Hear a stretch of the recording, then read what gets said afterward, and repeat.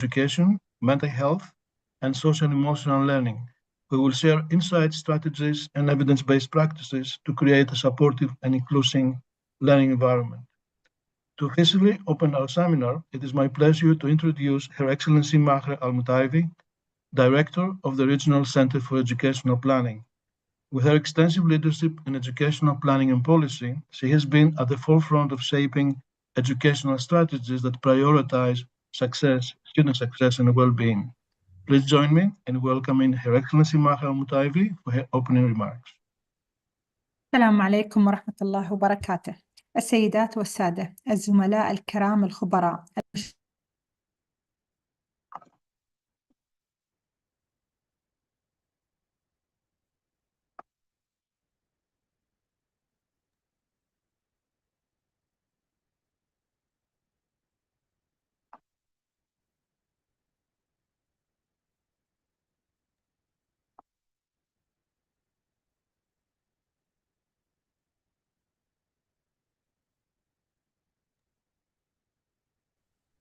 السلام عليكم. I think I was mute, so I will start over again. ببدأ من الأول. السيدات والسادة، الزملاء الكرام الخبراء المشاركون في هذه الندوة، يسعدني ويشرفني أن أتواجد بينكم اليوم في افتتاح هذه الندوة المتخصصة التي يعقدها المركز الإقليمي للتخطيط التربوي. ويشرفني أن أتواجد بينكم اليوم في افتتاح هذه الندوة المتخصصة التي يعقدها المركز الإقليمي. هذا المركز الذي يشكل حلقة وصل بين الخطط التربوية والسياسات التعليمية في منطقتنا العربية، ويسعى إلى توعية المختصين في المؤسسات التعليمية بقضايا تطوير الأنظمة التعليمية لبناء جيل يتمتع بالكفاءات والمهارات التي تتوافق مع متطلبات العصر. موضوعنا اليوم يتمحور حول بناء نظام تعليمي يركز على رفاهية الطلاب، وهو موضوع يكتسب أهمية متزايدة في أجندات التعليم العالمية. إن الاهتمام بالرفاهية النفسية والاجتماعية للطلاب لم يعد رفاهية بل ضرورة ملحة، خاصة في ظل التحديات المعاصرة التي تواجه مجتمعاتنا، بما في ذلك الضغوط النفسية والتحديات الاجتماعية المتزايدة. إن رفاهية الطلاب لم تعد مجرد كمالية للتعليم الأكاديمي، بل هي أساس يمكن الطلاب من تحقيق إمكانياتهم الكاملة. وقد أظهرت البحوث بوضوح أن الطلاب الذين ينعمون بدعم نفسي واجتماعي قوي يحققون أداء أكاديمي أفضل، حيث أن الرفاهية الجيدة مرتبطة بتحسين معدلات الحضور والتحفيز والإنجاز الأكاديمي. وفي هذا السياق يبرز الهدف الرابع من أهداف التنمية المستدامة، التعليم 2030، الذي ينص على ضمان التعليم الجيد المنصف والشامل للجميع. هذا الهدف يدعونا لإعادة التفكير في كيفية دمج الرفاهية في نظامنا التعليمي لتحقيق تعليم شامل وفعال. ومن خلال تحقيق هذا الهدف نستطيع ضمان أن كل طالب لديه الفرصة ليس فقط للتعلم، ولكن أيضا للنمو والازدهار في بيئة تعليمية داعمة. وقد أظهرت الدراسات أن الطلاب الذين يتمتعون بمستويات عالية من الرفاهية يظهرون تحسناً بنسبة 20% في الأداء الأكاديمي مقارنة بأولئك الذين لا يتمتعون بنفس المستويات من الرفاهية. وبالتالي فإن الاستثمار في برامج الرفاهية ليس فقط استثماراً في الصحة النفسية للطلاب، بل أيضاً في مستقبلهم الأكاديمي والمهني. وعلاوة على ذلك فإن تكامل التعلم الاجتماعي والعاطفي ضمن المناهج الدراسية يمكن أن يحقق زيادة بنسبة 11% في النتائج الأكاديمية، حيساعد هذا التكامل الطلاب على تطوير مهارات التعامل مع الضغوط وبناء العلاقات الاجتماعية الإيجابية. كما أن عدة أبحاث ودراسات تؤكد أن رفاهية الطلاب ليست فقط عنصراً يسهم في تحسين نوعية حياة الطلاب، إنما هي محرك أساسي للتحصيل الأكاديمي. كما أن البيانات تشير إلى أن الطلاب الذين يتمتعون بدعم نفسي واجتماعي متكامل يحققون نتائج أكاديمية أفضل بنسبة تصل إلى 30% بالمقارنة بالطلاب التي لا تتوفر لهم نفس الفرص. علاوة على ذلك فإن الاستثمار في برامج الرفاهية يؤدي إلى تقليل معدلات التسرب وزيادة معدلات الحضور، وأن الدور الذي تلعبه المدارس في تعزيز رفاهية الطلاب يتطلب تحولاً جذرياً في كيفية تصميم البيئات التعليمية، والأنشطة المدرسية. ويجب أن تسعى المدارس لخلق بيئة داعمة تعترف بالحاجات النفسية والاجتماعية للطلاب كجزء لا يتجزأ من تجربتهم التعليمية. يتضمن ذلك تطوير مناهج دراسية تشمل التعليم الاجتماعي والعاطفي كمكون أساسي يمكن من خلاله تعزيز مهارات الطلاب الحياتية مثل التعاطف، التحكم في الانفعالات، والتفاعل الإيجابي مع الآخرين. بالإضافة لذلك فإنه يجب على الوزارات والهيئات التعليمية دعم المدارس من خلال سياسات تعليمية وتمويل مستدام يتيح المجال لتطبيق برامج تعزز الصحة النفسية والرفاهية العامة. تشمل هذه البرامج توفير الموارد البشرية للإرشاد النفسي والدعم الاجتماعي وتدريب المعلمين على تقنيات التعامل مع الضغوط النفسية وتعزيز البيئة الصفية الإيجابية. لعل من أهم العناصر في هذا السياق هو الشراكة بين المدارس والأسر والمجتمعات المحلية. هذه الشراكات تسمح بتوفير شبكة دعم شاملة تعزز من رفاهية الطلاب وتمكنهم من مواجهة التحديات الأكاديمية والشخصية بفاعلية أكبر. من خلال تعزيز التعاون مع هذه الجهات يمكن تحقيق تقدم ملموس نحو تحقيق بيئة تعليمية تعترف وتستجيب للحاجات المتغيرة لطلابنا. وفي هذا الإطار يجب أن نسلط الضوء على أهمية تكامل الخدمات الصحية والنفسية ضمن البيئة التعليمية. ومن المهم أن تكون هذه الخدمات متاحة ومتساوية لجميع الطلاب بغض النظر عن خلفياتهم الاجتماعية أو الاقتصادية. هذا يعني أن الوصول إلى الدعم النفسي يجب أن يكون جزءا لا يتجزأ من الخدمات التي تقدمها المؤسسات التعليمية لضمان تكافؤ الفرص في التحصيل الأكاديمي والتنمية الشخصية. في ختام كلمتي أود أن أشدد على أن هذه الندوة تمثل فرصة لنا جميعا لنتعرف على أفضل الممارسات والإجراءات لزيادة رفاهية الطلبة ضمن البيئة المدرسية من أجل تحقيق هدفنا المشترك في بناء نظام تعليمي يضع رفاهية الطلاب في محوره. بأن التزامنا الجماعي بتحويل هذه الأفكار التي سوف يتم مناقشتها إلى خطط عمل واقعية على مستوى مؤسساتنا سوف يؤدي بلا شك إلى تحقيق تحسينات ملموسة في جودة التعليم ونوعية الحياة لطلابنا.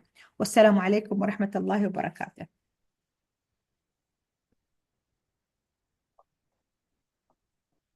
Thank you, Your Excellency, for your insightful remarks and for setting the stage for today's important discussion. We now begin session one, which will focus on defining student well-being, ensuring equity in mental health access, and creating positive school environments. Our first speaker is Professor Elena Riva, Head of Department at the Institute for Advanced Teaching and Learning at the University of Warwick. Internationally recognized for her research on student well-being and pedagogic innovation, she has been instrumental in integrating well-being into curricula. Today, she will discuss prioritizing student well-being for a thriving education system. Please welcome Professor Elena Riva. Good morning, everyone, and thank you so much for having me here today. It's really exciting to be here. I'll try to share my slides and then we can take it from there. Hopefully you're able to see them. Are you able to see my slides? Yes, just do it as a presentation. No. So F5. Just from down. Which one? Sorry, because I'm used to Teams and not to Zoom. Which one would it be? It's from down, just the presentation PowerPoint. Yeah, no problem. Slideshow. Yeah, slideshow. Is that okay? Yes, that's great. Okay.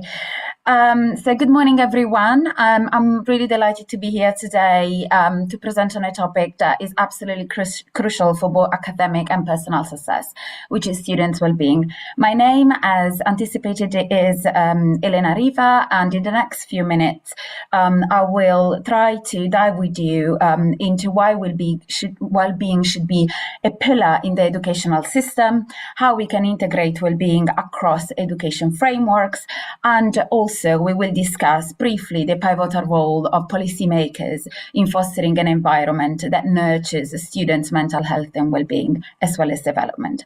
Hopefully my presentation will lay some foundations for all the other great presenters that will be able to share with you more insights on topics on which I will touch upon. So first of all, it's very important, in my opinion, to start and begin with defining what we mean with students' well-being. The European Union, building on academic understanding across a variety of disciplines, defines students' well-being as a multidimensional concept that includes emotional, mental, social, and physical health. All of which are essential for creating a thriving learning environment.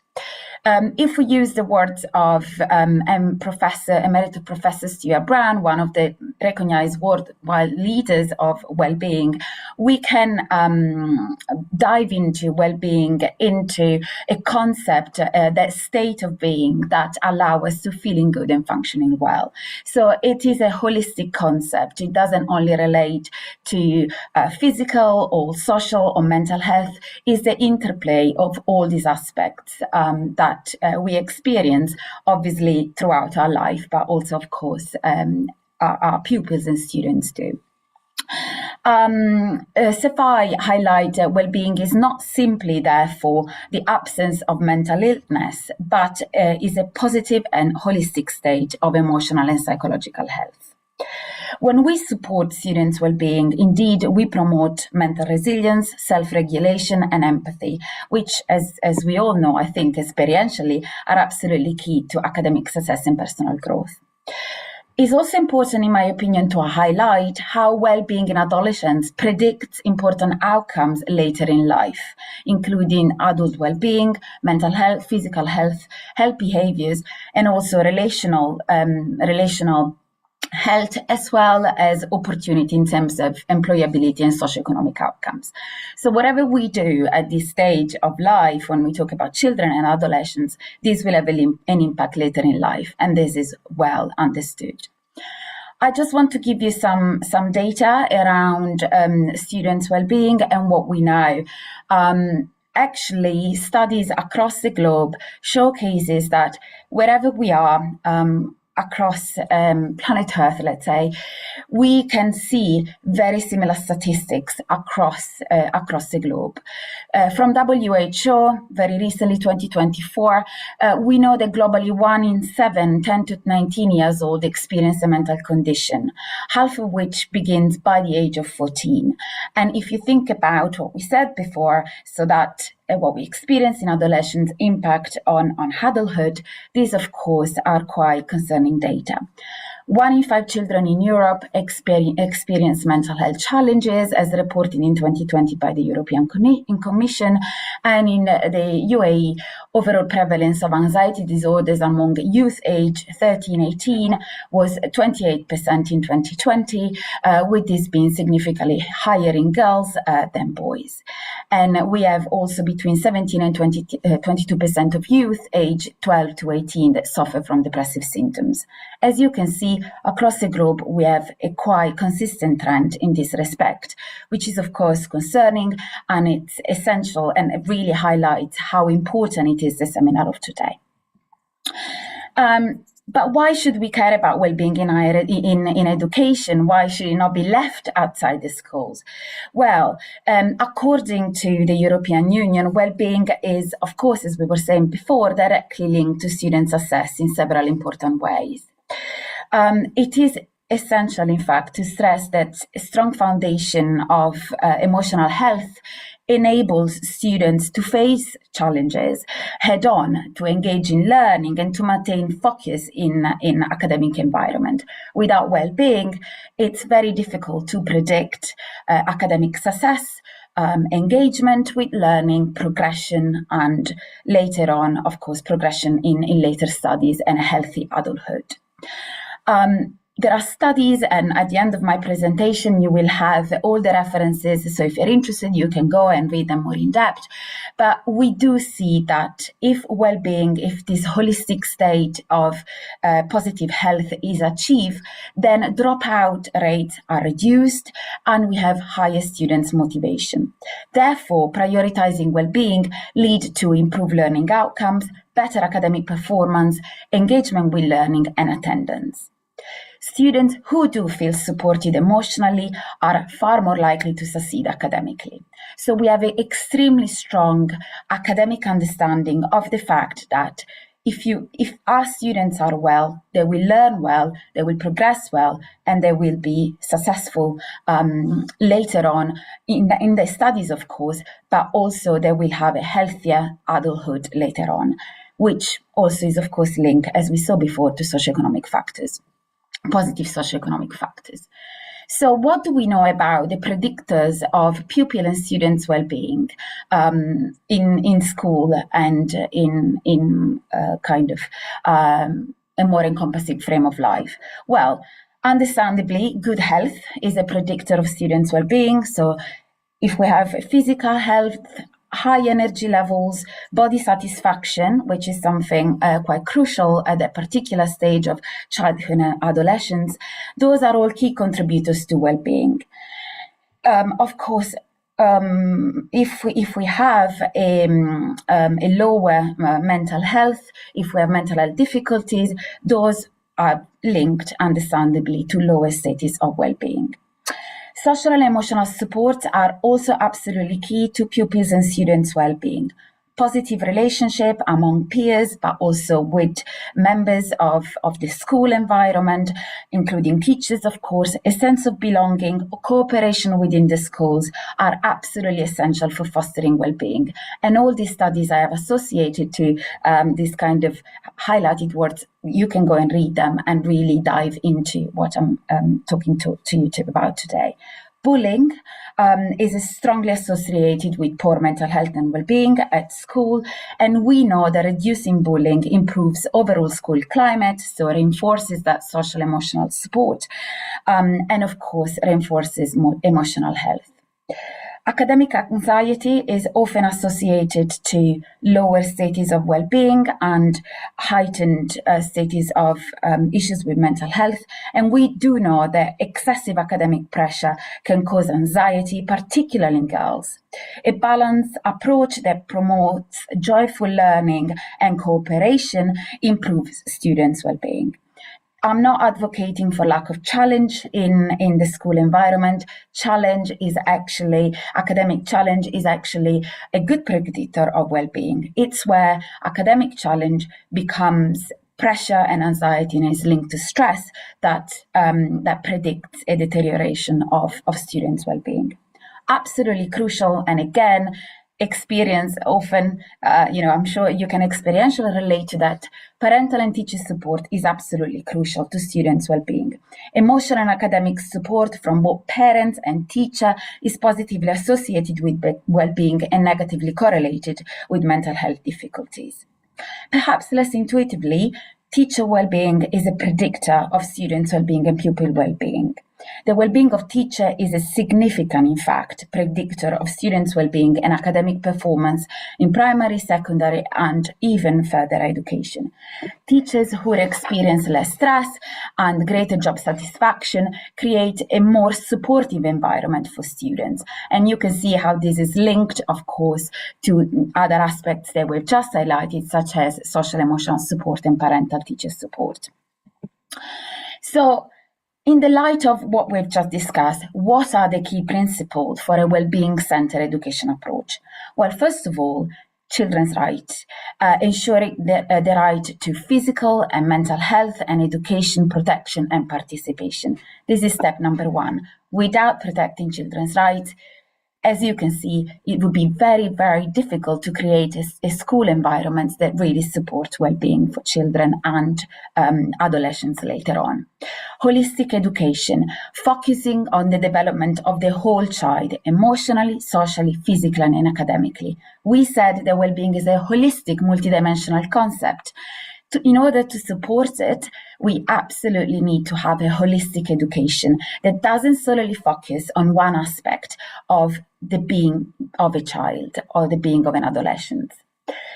We need a systemic all-school approach, and we will dive into it later on. But what I mean with that is that we have a whole school approach that think about this holistic vision of the child and of the adolescents in all aspects of the school experience of the person, of the child and adolescents, and that has a perspective that is inclusive and driven by equity-driven practices. And this leads me to discuss the cultural appropriate approach. It's essential that the tailoring, the intervention that are done within a school to support the well-being of students meet cultural context and needs of all students that are part of a certain school community. We saw the well-being, we just saw the predictor of well-being of pupils and adolescents not provide cultural adequate intervention that respond to the needs of all students from that perspective. We will always fall short in terms of supporting students' well-being. We need a health strength-based approach that focuses on build resilience and mental well-being. And talking to what we were discussing before and the relevance and importance of the relation aspects of school, it is absolutely essential to create an educational approach within school that is relational, so promote positive relation between student, teacher, and the wider community, including students, and participative. So students, parents, of course, as well as teacher and school responsibles need to feel part of this wider ecosystem that support the students and pupils' well-being. It's also essential in intersectional collaboration. Students they're not always living in isolation compared to the fabric of society. It's absolutely essential that school systems are well plugged into the health and social services systems that gravitate around the schools.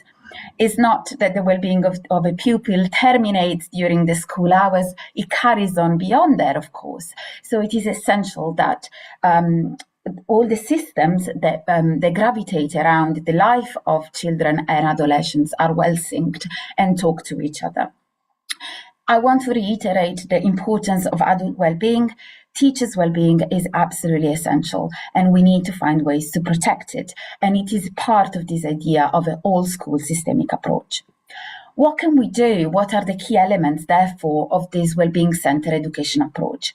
I quite like to think about it as a multi-layer type of approach. We cannot limit it to just a school layer or an intersectional layer. We really need to start to think about the classroom layer. First of all, this idea of universal health curriculum. As I said before, we need to look at children in their holistic nature, in their holistic complexity. And therefore, it is essential, of course, to support them in progressing academic aspects such as maths and languages and science and so on and so forth.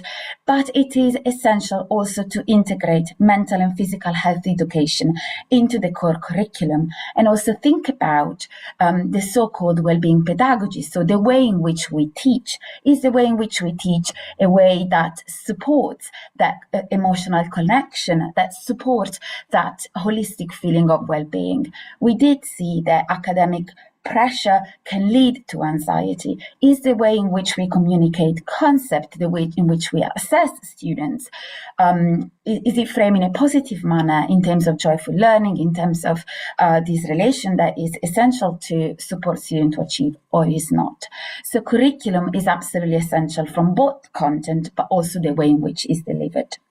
Positive classroom culture, again, it is extremely important to fostering a supportive and inclusive learning environment.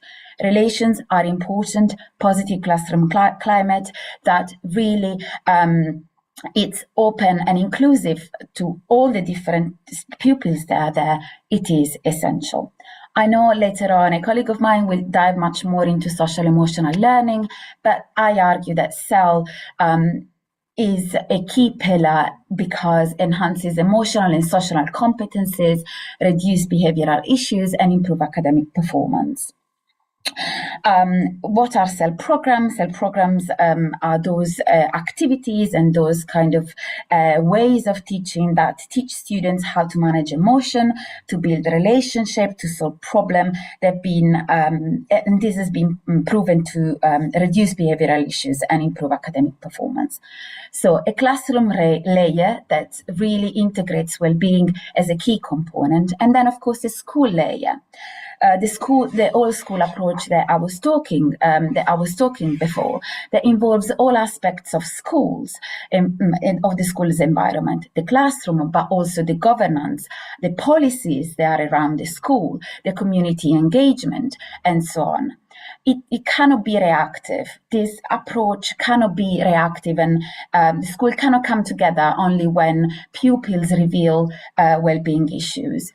We have to create a kind of approach that since the beginning recognizes the crucial aspects of supporting students' well-being and is preventative instead of reactive.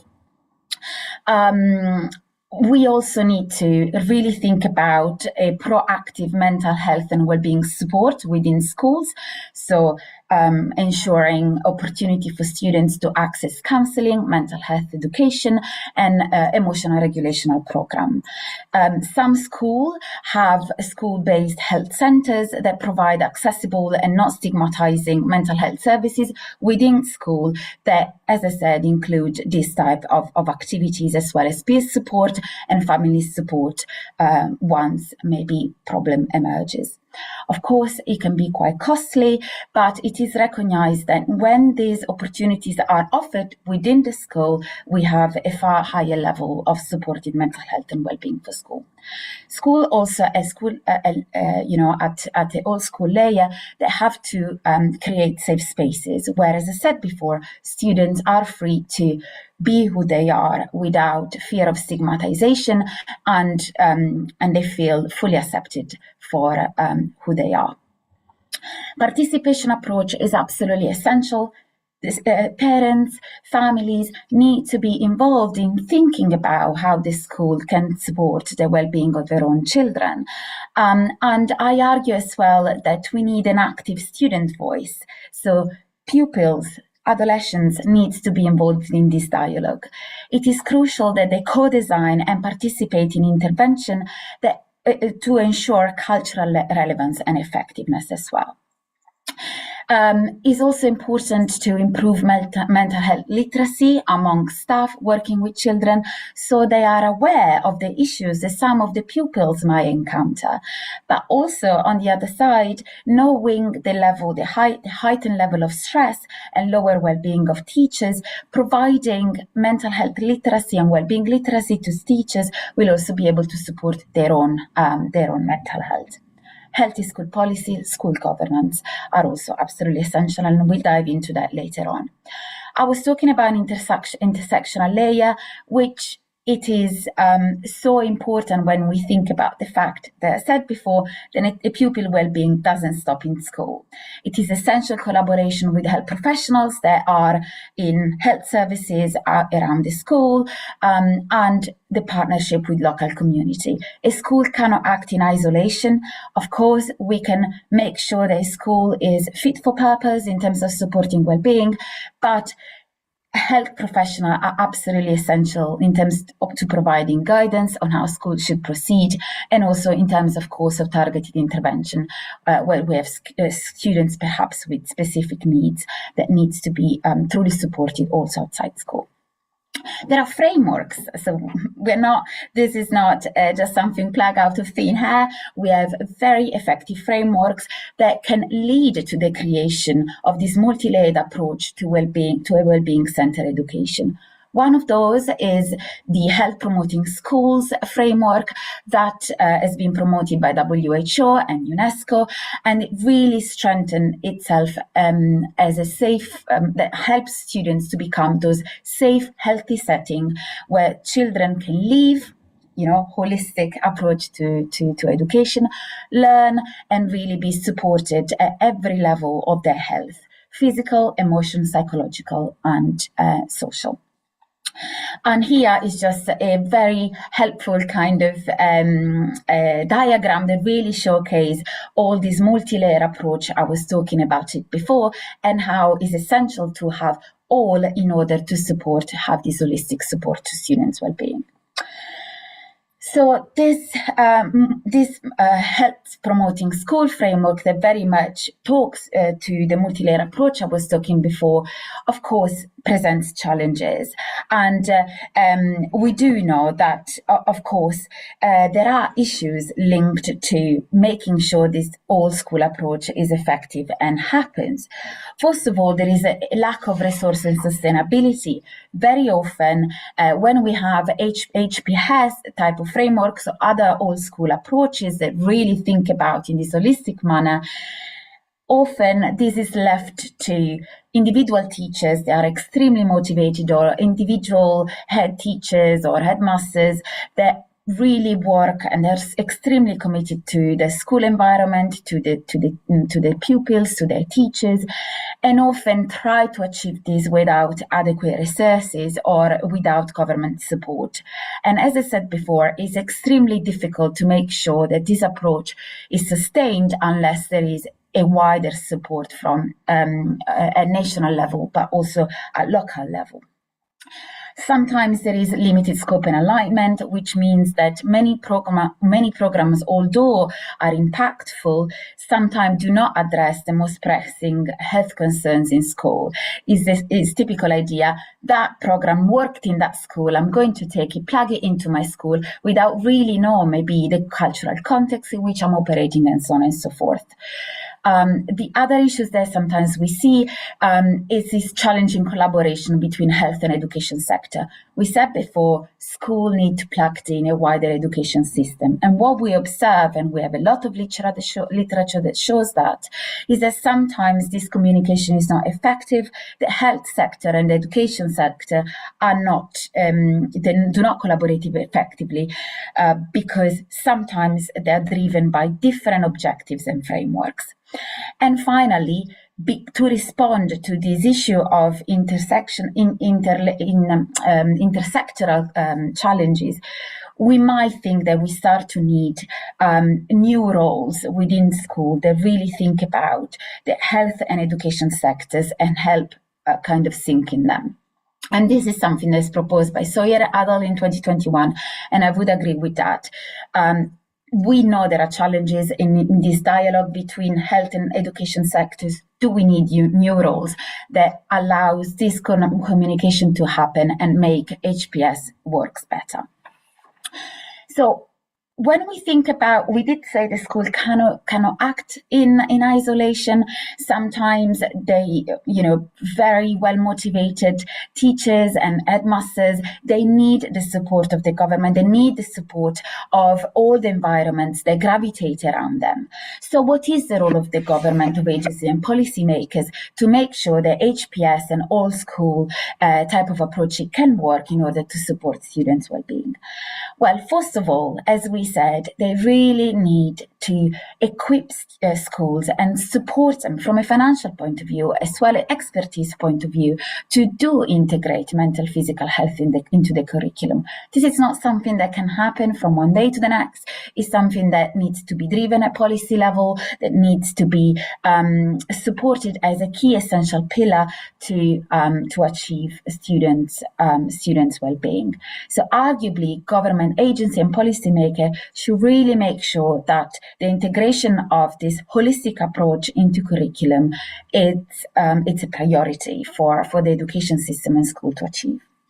They need to be able to support this all-school approach we were talking about, mandate school-wide mental health policy that ensures safe, supportive school environments, and also they need to make sure that from a governmental perspective, they engage families and communities and local organizations so that they can support school. They need to ensure cultural relevance. As we said, a school that is inclusive is the only school that can support the students' well-being of all pupils.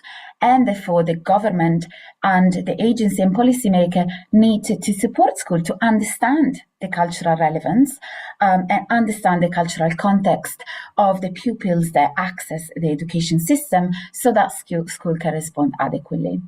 It's also essential that legislative and financial support is provided. Provide funding for school-based mental health services and resources, and for teacher and well-being is essential.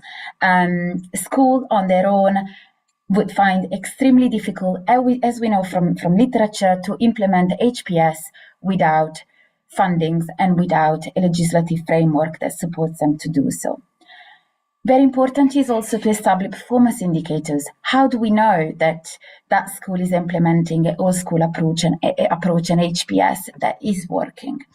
And we need performance indicators that are nationally wide and arguably globally wide, so that school can measure they can measure their progress and they know what they're doing well and what they're doing less well. So what are these performance indicators that we know could help us to know if a school is working towards the goal of supporting students' well-being adequately? First of all, we need to define clear well-being outcome. We need to be able to say to school what are those indicators, those scales that needs to be used so that we can clearly assess the well-being outcome of students. And that can be students' engagement, mental health scales, physical health, and social well-being. For example, if we think about a mental health well-being outcomes that we might want to measure, it is measuring reduced anxiety among pupils. We have scales that can, validated scales globally that can measure anxiety across children, populations. Why don't you use those and check on longitudinal studies if anxiety is reduced among pupils? Physical health, how do we check what could be an outcome of physical health? Well, certainly we can measure the amount of physical activity that is undertaken in a school. We can make sure that we monitor the nutrition that happen within a school environment, and we can clearly monitor if we made progress in that respect. These are all outcomes and indicators that can be easily introduced within a school framework evaluation, and that can really tell us a lot about what we are achieving. Thank you, Dr. Elena. I'm afraid I will have to ask you to wrap up in 1 minute. Yes. So I've presented several kind of performance indicators that can be embedded, and I would argue that within that, regular monitor and feedback loops that really measure the well-being strategy in terms of physical, mental, and social health are absolutely essential. I would argue that annual well-being assessment that track progress over time are a crucial pillar that can help students to identify weak points and create plans to address them. Collaboration across sectors needs also to be monitored and validated. And in that respect, we need to constantly measure how this interaction happens within the health and social services around the schools. And metric for that could be the type of flow communication between school and local health support services, as well as the opportunity for health collaborators outside school to access and collaborate on school policies and ways of thinking on mental health and well-being support.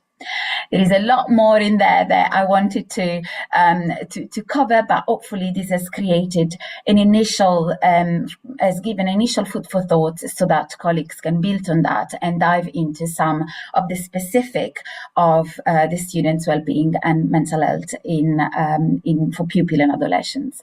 Last note, data-driven decision-making is absolutely essential. There are plenty of predictors that tell us about mental, physical, social, and relational health.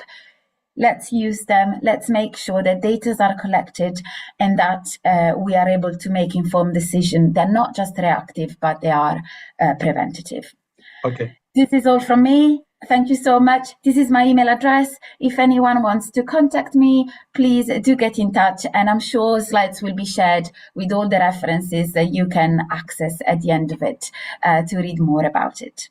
Thank you, Dr. Elena. Our second speaker is Dr. Javier Hospital. He's a team lead for school health at UNESCO, with extensive experience in leading large-scale programs addressing early pregnancy, gender-based violence, and education equity in Africa. His expertise in public health and education is invaluable. So today he will talk about planning for mental health, embedding health and well-being into education systems. Please welcome Dr. Javier Hospital. Thank you very much for this introduction. My thanks to the Regional Center for Education Planning as well for this invitation. This presentation has been prepared based on a forthcoming publication, which I will be describing at the end of the presentation. And I would like to thank my colleagues, Yongfeng Liu, Parvis Abduvaobov, and Leonie Werner for their help and in the preparation of this presentation. So I will be talking about education sector planning and how planning for better health and well-being is probably a good approach to ensure that mental health is sustainably integrated into education systems.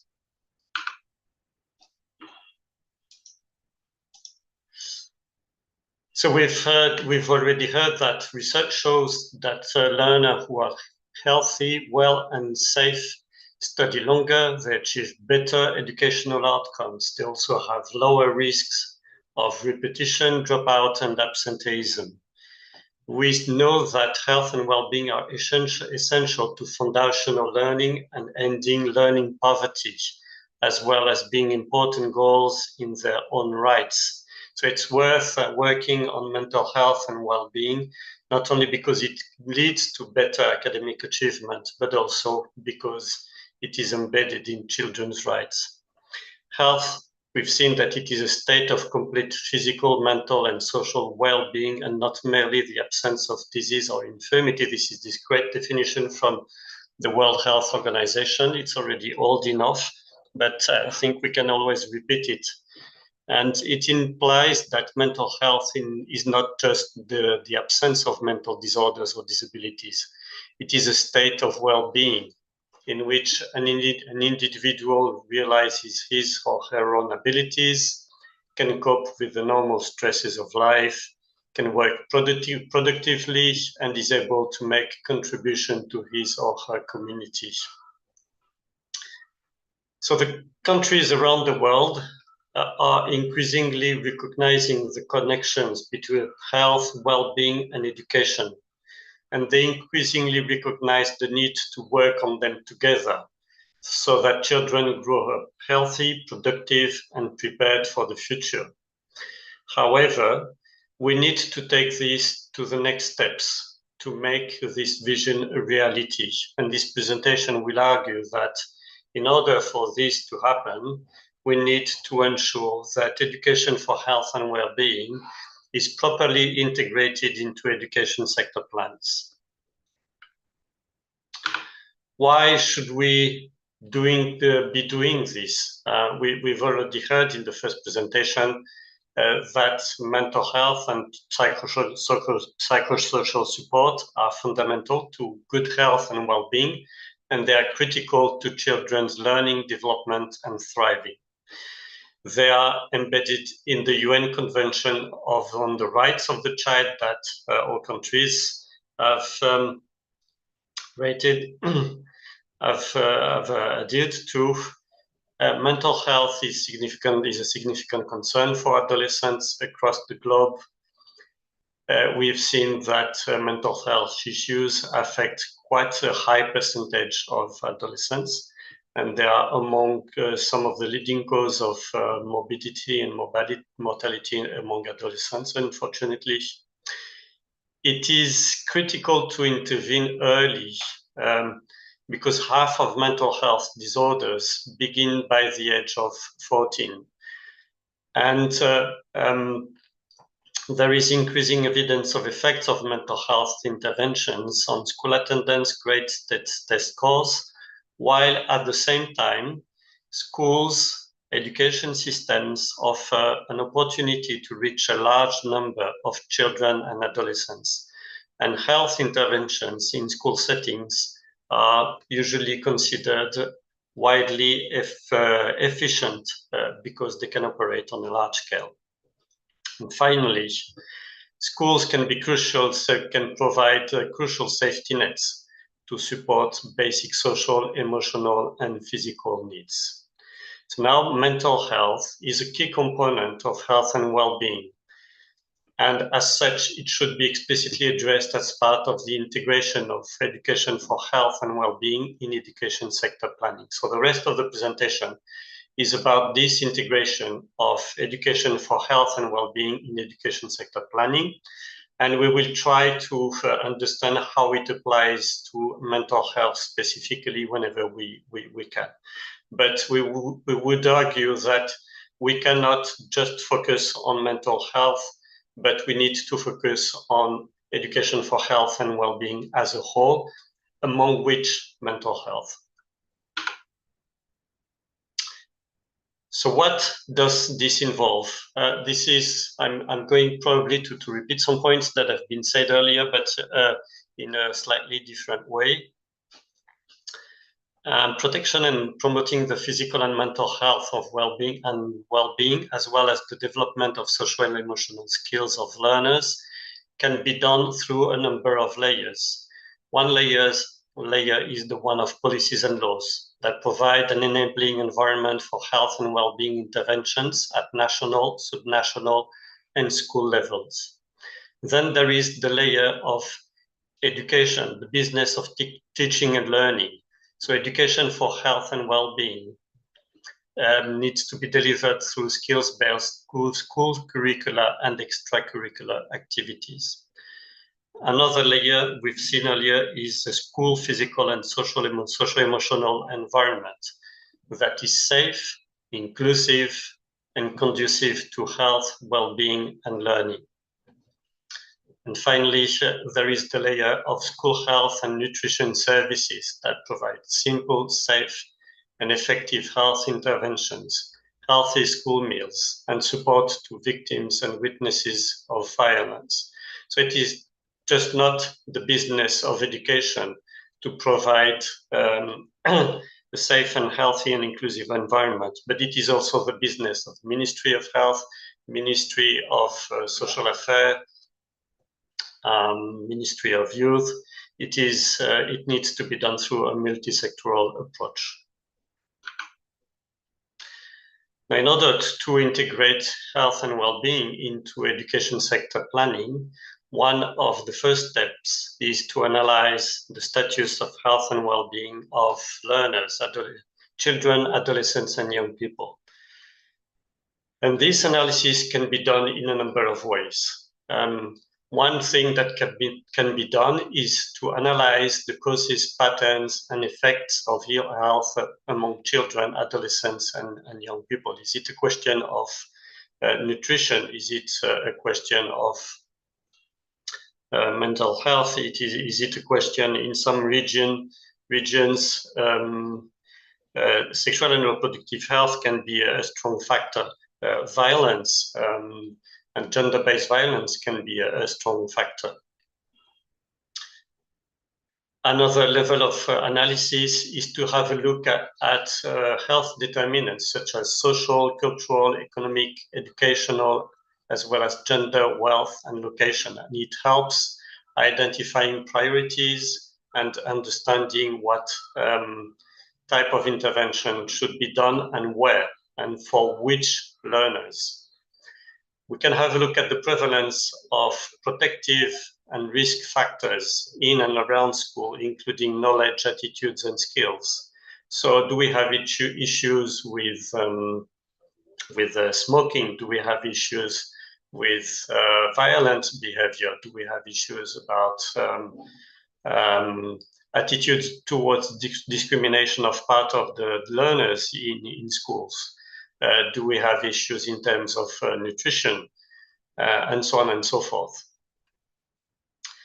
Also, we can have a look at the broader health and well-being issues that affect the population more broadly and which can be addressed through education, because education can have a role in addressing those broader issues.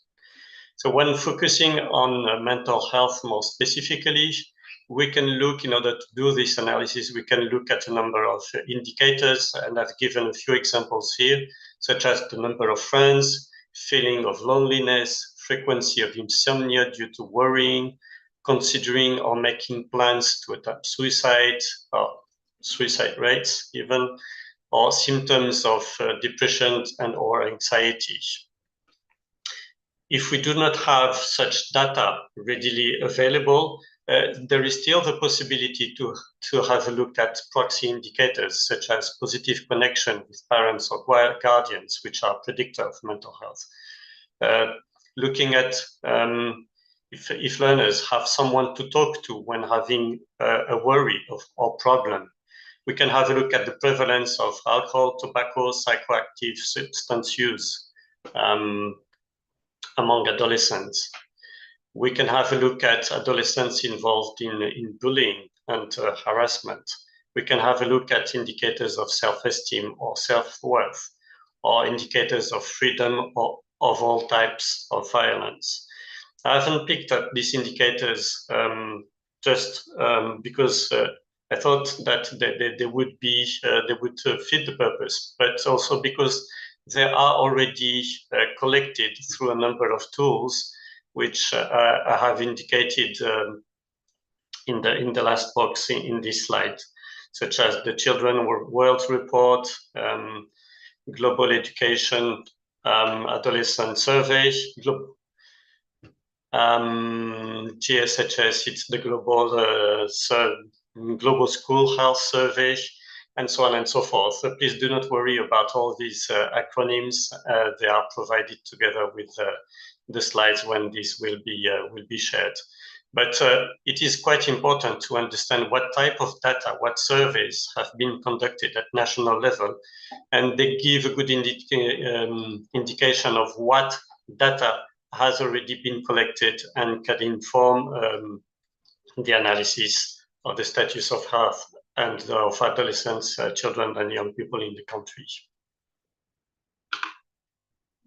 Then the second step is analyzing policy and provision in health and well-being in education. At the level of policy, there is a number of tools that can be used to analyze the policies and the implementation of these policies in education systems. We have tools such as SABER and ANESH, and then again, all those acronyms are explained in the slides, in the notes of the slides when this will be shared. There are some specific tools which can directly look at mental health in school settings, such as RAMES. There are some frameworks such as the Resolution on Teachers and Education Support Personnel's Mental Health. There are very specific tools looking at the provision of sexuality education, such as making schools safer, all of which can contribute to better health and well-being. So depending on the types of tools that have been used at country level, or depending on the type of issues that have been analyzed in the previous step, we can decide to use one or the other tool in order to understand what policies are already in place in the country. And then we can have a look at the implementation of these policies through the education management and information system, through surveys such as GSHIPS, and through other surveys looking at learning assessments or behavioral surveys or risk or protective factors. We can have a look at skills-based education. Is it implemented? And then again, we have tools which help us to look at the implementation, teaching and learning of skills-based education, social emotional learning. We can have a look at the environment, school environments, and GADRES, animals are tools that can help us understanding if the school environment is a safe, inclusive, and healthy school environment. And we can have a look at social climate through PISA, which you are familiar with, without no doubt, TIMSS, PIRLS, RC, which also includes indicators of the quality of the learning environment. And finally, we can have a look at the provision of services and the links with services, which is often problematic when trying to work on learners' mental health or health and well-being in general. So we can have a look at the health promotion initiatives in school settings. Are there screening assessments of health of students? Are there immunization, preventive medicine operation in school settings? Is the provision of meals, of micronutrient supplementation available in school settings? Do learners benefit from protection services and links to law enforcement services when there are cases of violence, for instance? Once we've done this analysis, comes the time to formulate priorities and key strategies. And the criteria to define priorities are the effects on children and adolescents. If there is a strong effect, maybe it should be a priority. But also policy and programmatic gaps. If there is something that has a strong effect on adolescents and is not being addressed by the education system, it is possible to integrate it in education sector planning if there is evidence that it is effective and it is considered feasible in the national context. And important factors that need to be taken into consideration are the coherence with other strategies, policies, and legal framework, the resources available to do it, ensuring that no one is left behind and all the learners with their different needs are covered, and there are mechanisms for accountability. And this should be done as any education sector planning process through a participatory approach that includes children, adolescents, parents, teachers, health workers, officials at all levels of government and other, in particular, communities. Again, the diagnostic tools that we have been using so far can often be used to guide the development of policies based on those criteria and factors through the adequate process.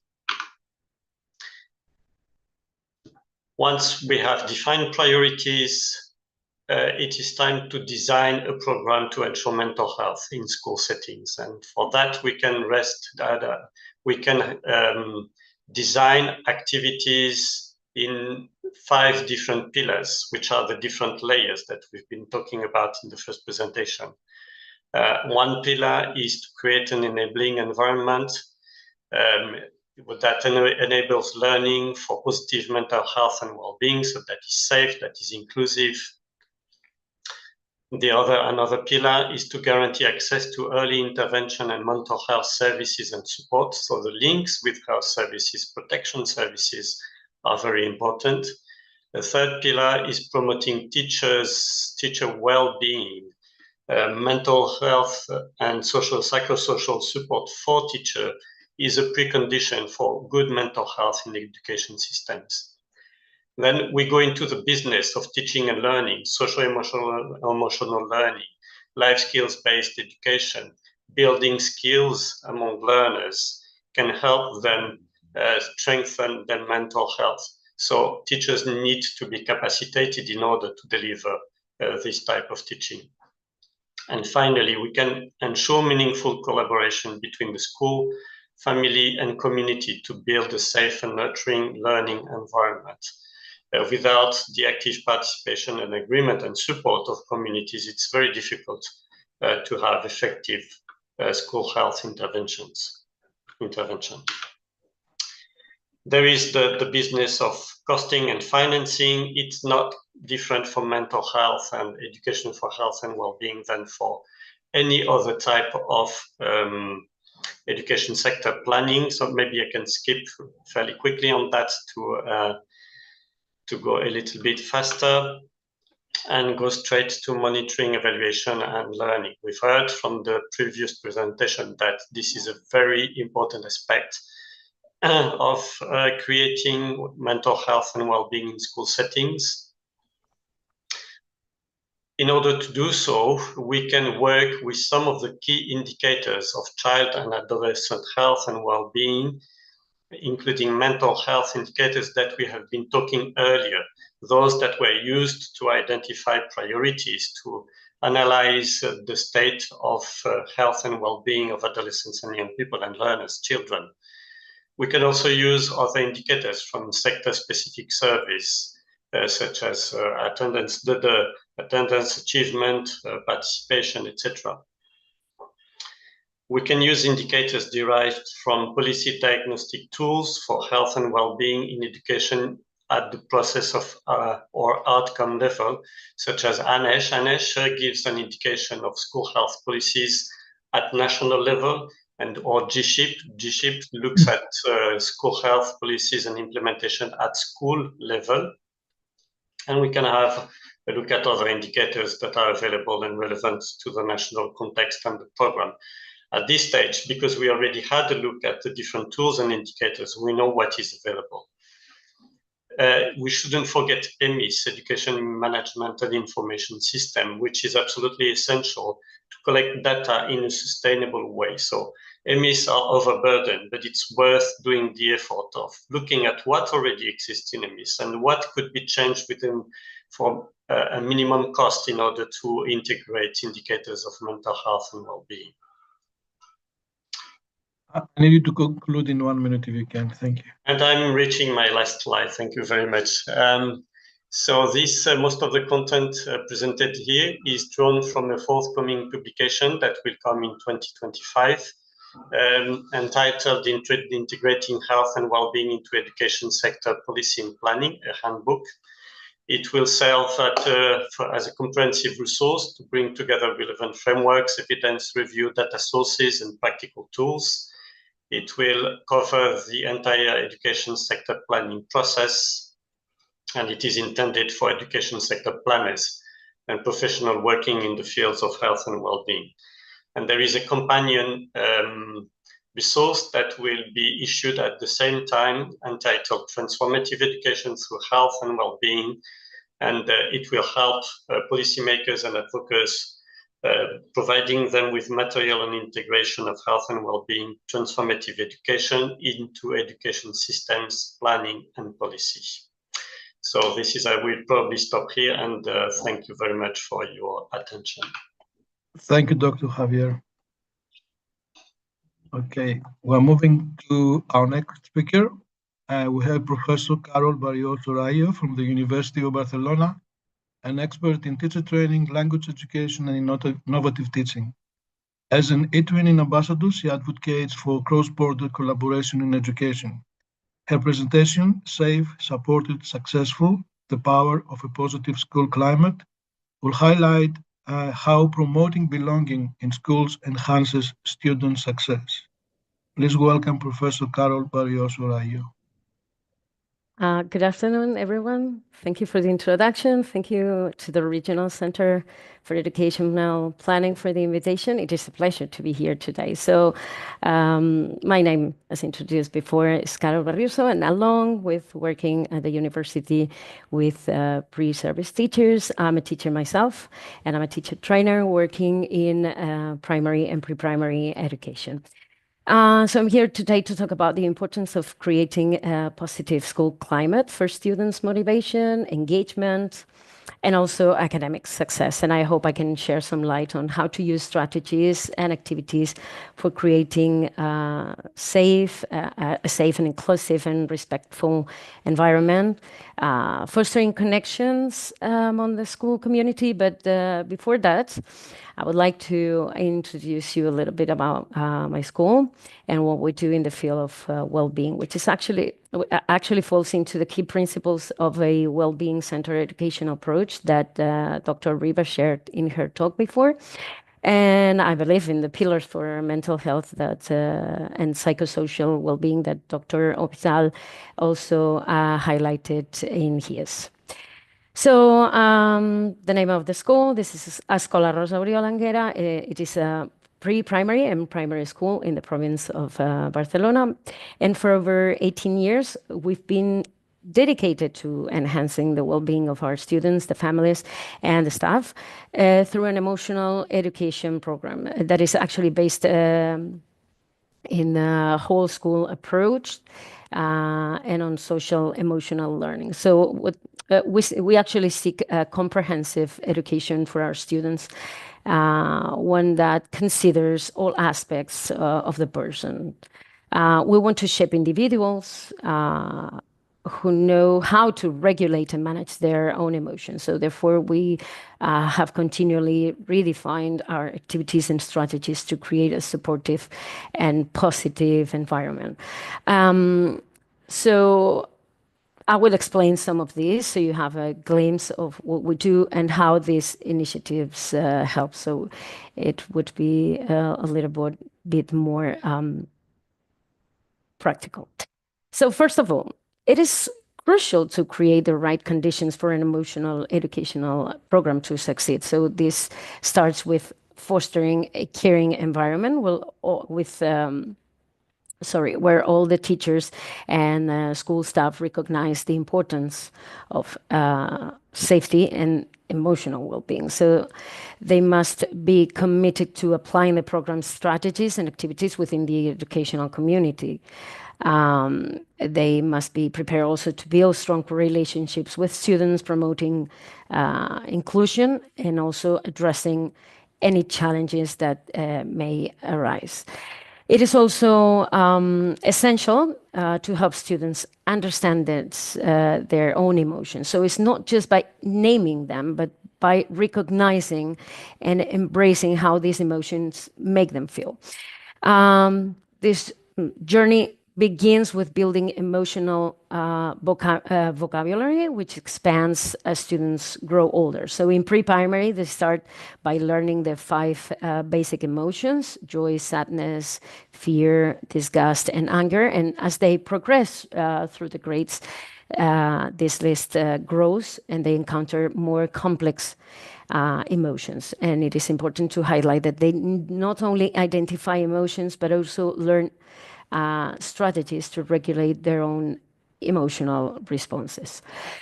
And of course, to ensure the effectiveness of this emotional education, consistency is key. It requires commitment from all members of the educational community, so teachers, staff, and families as well. So what we try is to reinforce the same emotional language and strategies so that students feel supported and they are more likely to, let's say, internalize these valuable life skills. So I'm going to start talking about these activities. One of our key initiatives actually is the Speaking Corner. It is a safe space where students and teachers, because yes, teachers also use this in our school, they can discuss their problems by following 3 steps. These steps are based on a restorative global approach. So they follow the steps in the corner. What happened? How did it make me feel? And what can we do together to fix it? So they express their feelings and they address the issues in an open way, and they find solutions together. We find solutions together because, as I said, we as teachers also use this activity. And this approach not only helps in resolving conflicts, but also builds a sense of understanding and empathy within the whole school community. I have to say that these corners are allocated all around the school, even in the playground, so they can be used anytime needed. And yes, we teach them how to use from pre-K. So first, of course, with help on how to follow the steps, and then they use them on their own. Another strategy that we use is called iMessages.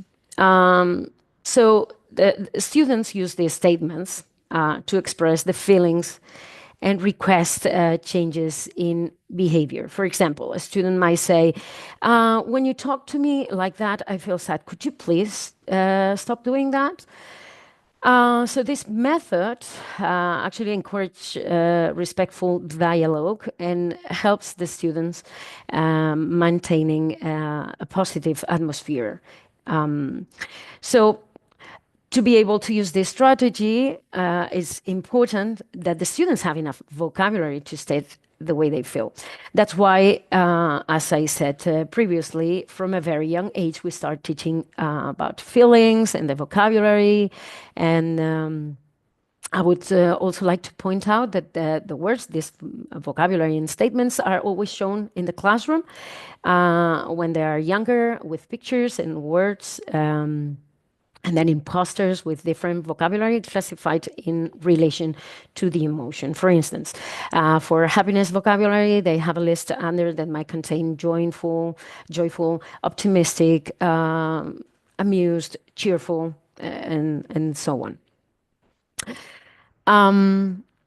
Another important pillar in our emotional education program is what we call tutorial action plan. This one includes a variety of activities aimed at fostering empathy, kindness, empowerment, and positive self-image among students. So these activities also start at a very young age, beginning in pre-primary, where children engage in simple tasks appropriate for the level. And as they progress through the grades, the complexity of these activities increase. And it also helps them in that development of a richer vocabulary related to the feelings and emotions. So some of these activities might include a role play, and that helps students to become more resilient and also responsible in their relationships with others. Peer tutoring. Now, you might think you know about peer tutoring since it's a quite common practice, but I hope I give you a new perspective on how we approach it. So typically, peer tutoring involves close interaction between students where learners take responsibility for teaching aspects and evaluating their success, usually at a class level. However, our approach is a little bit different, and it's a well-established activity in our school. So here is how it works. In our educational system, primary school is divided into 3 levels. So first and second grade, third and fourth grade, and fifth and sixth grade. So when students move from pre-primary to first grade, they're paired with a peer tutor from a third grade. So first, third. Later, when they reach the third grade, the tutor is in year 5. So the system is designed to help students navigate the significant challenges and adjustments that come with changing levels. And with this mentoring structure, students have someone to guide them through the transition and help them get comfortable and with new expectations. We dedicate time for these pairs to meet regularly, and each pair even receives like an ID to reinforce the bond. This approach not only helps students feel valued, but also foster friendships. And this relationship often continue even when they're no longer paired. And it is common to see them collaborating during school events and festivities. And that let's say, it strengthens the sense of community within our school. The next one, we call this activity Reading Parents. This one is designed to support our students' literacy journey, specifically in reading. This initiative started quite some time ago, but over the years we've redefined and expanded this activity to make it even more impactful. So originally, this activity involved pairing sixth graders with the oldest group in pre-primary.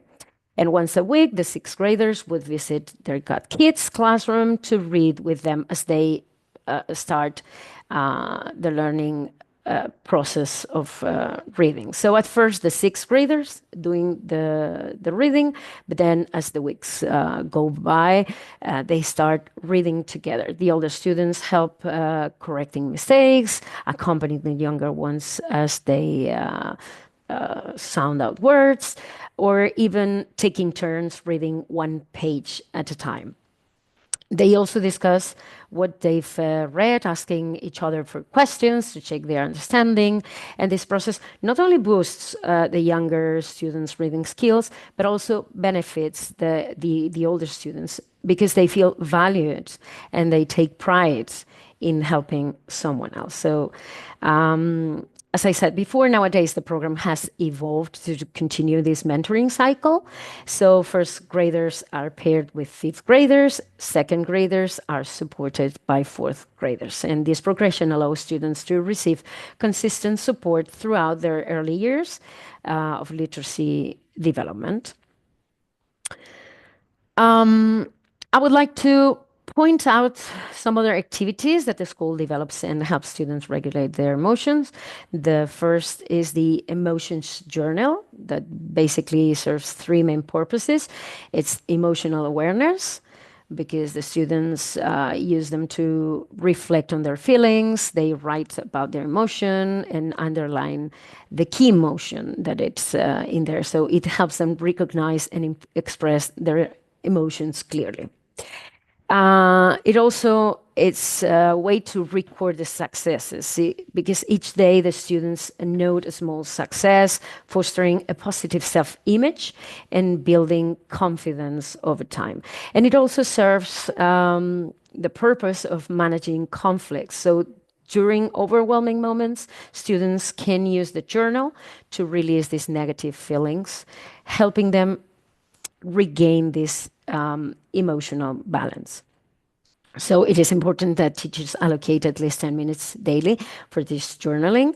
And it's preferably at the end of the day or during emotional challenging moments. The next one is one of our most beloved classroom activities in pre-primary is the emotional first aid kit. And it is designed like a traditional first aid kit, but it's tailored for emotional well-being. So it helps children express their feelings, develop empathy, and also support one another in a fun and engaging way. So it kind of looks like a first aid kit, and inside, well, they can find like kiss adhesive bandages that bring comfort and care. They might find these tear collecting towels to acknowledge and respect their emotions. We also have comfort candies, like to cheer them up when they are anxious or when they are sad. We have an anti-fear spray. So we help them vanish their fears and create a sense of safety. We also have a toy stethoscope to listen to the heart and encourage emotional conversation. And we even have a feelings tracker to help identify emotions and provide like the right emotional support that they need from this aid kit. So the kit is accessible to everyone and allows both adults and children to use it. So children can also assist their peers by gathering this information and diagnosing what's the appropriate remedy. And the last one is actually an evolution of the first, the emotional first aid kit. And it's the emotional resilience kit. And this one is designed to be used in moments when students, for one reason or another, find themselves in a state of amygdala hijack. This term was coined by a psychologist, Daniel Goleman, in 1996 in a book Emotional Intelligence, about emotional intelligence. The expert explains that the key to becoming irrational lies in the momentary and immediate lack of emotional control because of the amygdala takes command of our brain. So this resource varies by classrooms because it is important that tutor and students reach agreements on how they're going to use this tool. But some of the activities that can be inside, actually this is a poster of how one of these look like, and they have some key components like the emotional journal, or also the creative explosion, which is like they can express themselves creatively. Soft things, so they have like cushions and soft toys in a cozy corner in the class to provide comfort and help students calm down. They also can use silent breathing in that corner or in another corner. They can also go step into the corridor and breathe, which is they can ask to go outside the classroom and focus into deep breathing and relaxation. And these resources are meant to be used during these amygdala hijack episodes, which typically last about 20 minutes. So they might take a card, inform the teacher before using the resource, and it allows them to regulate, self-regulate in a supportive environment. I'm afraid I have to ask you to conclude in 1 minute. Yeah, okay. So over the years, the strategies implemented in our school have shown remarkable results. So our students show greater emotional intelligence and resilience. The conflicts are resolved more effectively. When our students advance from primary studies to high school, we consistently receive positive feedback during the shared seminars, highlighting the significant difference that they make among other students. Teachers also benefit from these initiatives. They report feeling more supported, valued, which has enhanced the job satisfaction and overall well-being. And the positive effects extends also to the entire school community. Parents have noticed improvements in their children's behavior, emotional health, and that leads to a greater trust and collaboration between the school and the family. So just here, you'll have the slides, but in this QR code, you can find the link to a folder with the materials and guidelines to use them. These are other relevant materials such as well-being activities and tools to be used with teachers and students. And that's all from my part. So thank you so much for listening. If you are interested in more, you have the link to my LinkedIn account to contact me directly. Thank you very much. Thank you, Dr. Caro. So we now open the floor for any questions that you might have. I have a list here of questions. Just give me 1 sec to open them.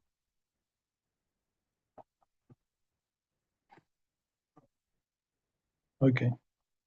So we have some questions for Dr. Javier. A question from Jumana. Is there a formula of well-being mental health assessment? Right, should I answer now? Yes? Please.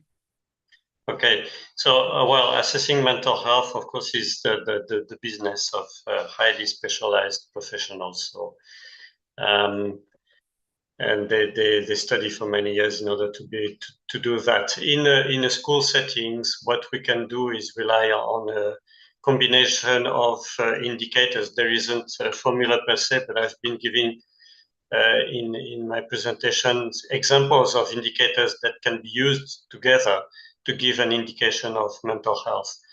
If a student has several friends, do not feel lonely, do not suffer from insomnia, or do not worry because of worrying too much.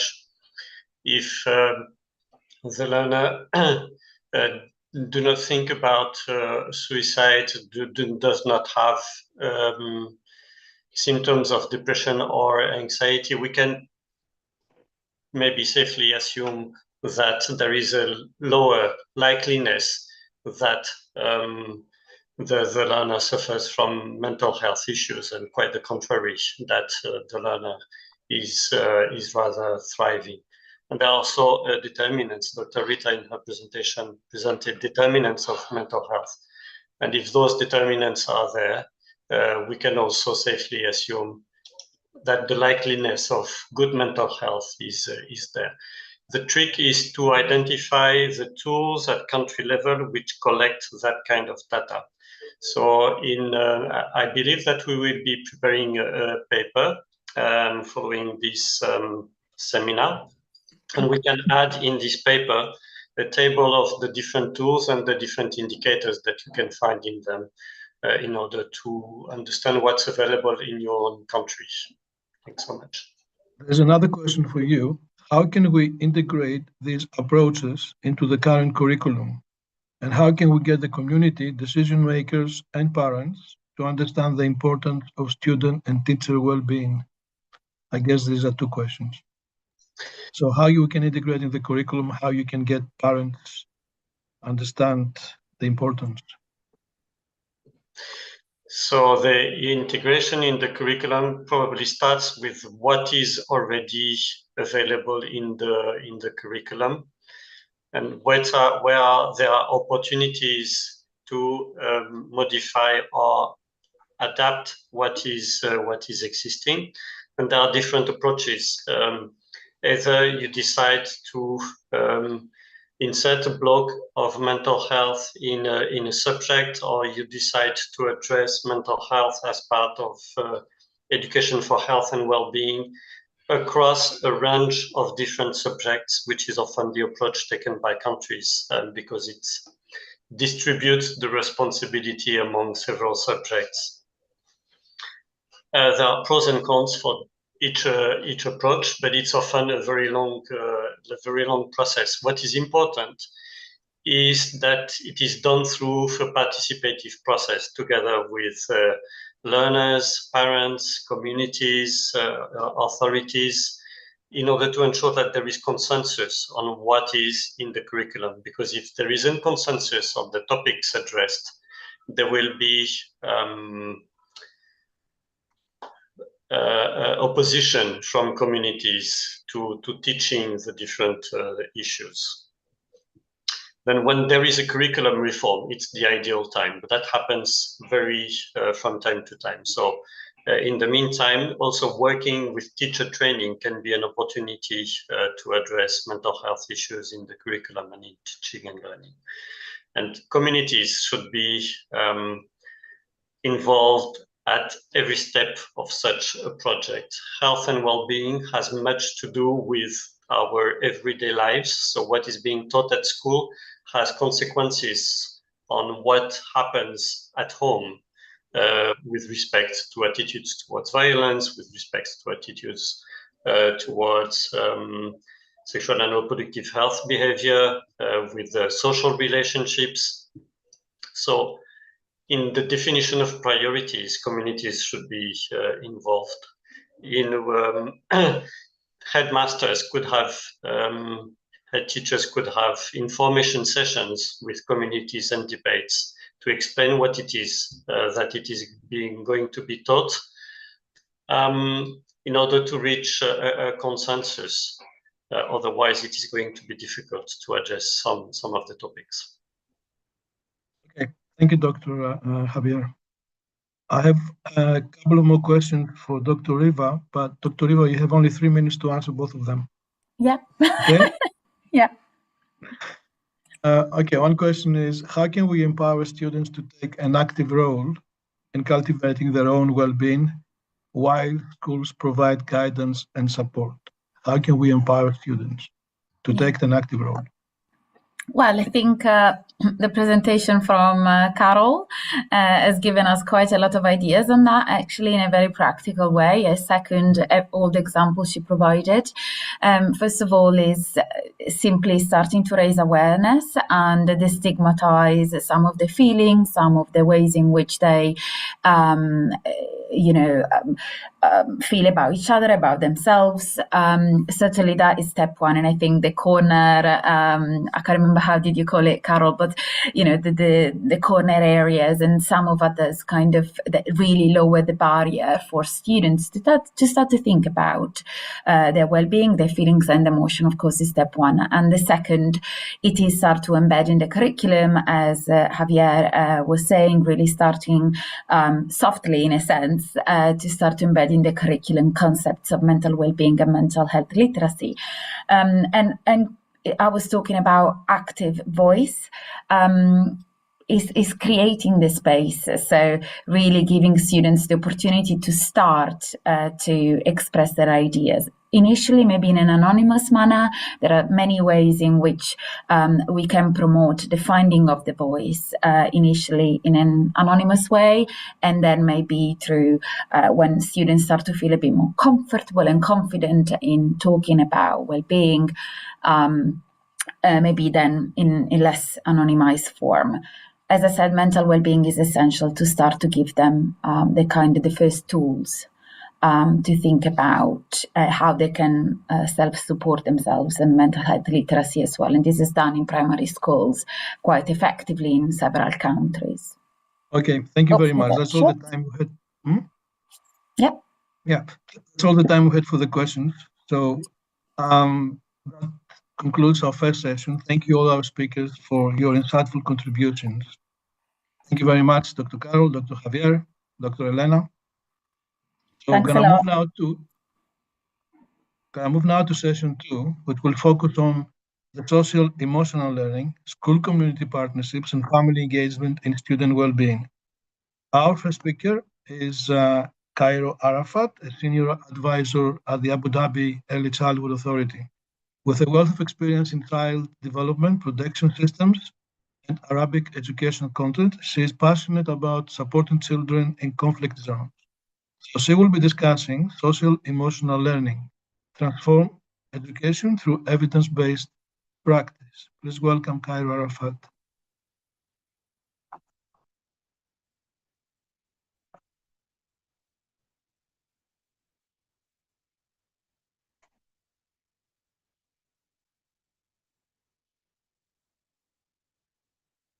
You are muted, Doctor. Please start again. You are still muted. Sorry, now can you hear me? Okay. Yes, thank you very much. Oh, sorry about that. No, I just wanted to thank the previous presenters because I think that they've provided a lot of information that'll feed into what I'm saying and it'll help me, I think, to look at more practical aspects of what we're talking about in social emotional learning. So today we will address this issue. I don't know why my clicker is not moving. Okay. And so some of the issues that we have been talking about are bullying, mental health issues, obesity, socioeconomic disparities.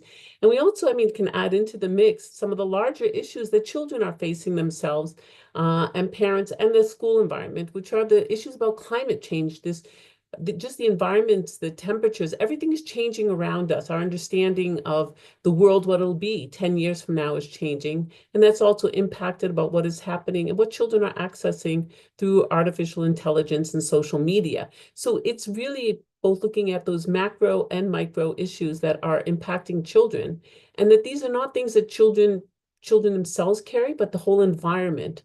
So I think that when we do talk about these programs, we need to look in that whole context. It's not just the child, it is the teacher. It's not just the teacher, it is the whole school and the business models that they have. It's about the environment that they're flourishing or not flourishing within. But when we come down to the very essence of what is social emotional learning, it is about life skills. It's understanding how to do our emotions, achieving and setting our goals, feelings. So it's really about people and people relationships. So it is much more this face-to-face direct contact that we are talking about with children. And that is important. Why? Because we are going to address mental health concerns, and we are talking the school environment. And that's why I think we need to be very practical. It's not like mental health concerns are things that parents want us to deal with in the education sector. They don't want us to come and tell them that their child may have a problem. They don't want us to be delving into personal issues of children. You will get the pushback on, well, I sent my child to school to learn. You're not his psychologist, you're not his therapist, we don't need your input. Those are the kinds of things I think we really need to look at as we're developing the content and what is being asked of those people who will be implementing what their roles are and what that supportive environment is around them. So that's one issue. Then we're looking at, it's a diverse student population. We tend to talk in generalities. Here's a curriculum. But at the end of the day, all the children in my class, if I'm lucky, I have 10 kids. If I'm not so lucky, I maybe have 20. And in most circumstances, most schools are packing them with 30 kids per class. How do I deal with that diverse student population? Children who may or may not have learning disabilities, children who may or may not be living in very violent home environments, children who may be living with personal issues. How do I develop material that can reach across all of them? Because I am one person in that classroom. I am one teacher, and I don't want to be sending groups of children off to see the counselor and off to see the principal and off to see this. So we have to look at those kind of issues when we're developing the material and how we present it. You also need to look at what you're doing is saying why we need SEL is because, you know what, there is a UAE vision. I'm talking the United Arab Emirates right now, but it could be Thailand, it could be whatever. You also need to say, why I need SEL is because social emotional learning is what children need to really be good learners and to be healthy and productive individuals. And so how is what I'm doing contributing to that bigger agenda? And it should be, because we know the cost-benefit analysis of what happens when we have children who do go on to suffer mental health problems, fail school. We know that the burden on society and on themselves is great. We are also preparing students for the future workforce. And there's the cycle of it. It's like what we're doing, even when working with teachers, and I think Dr.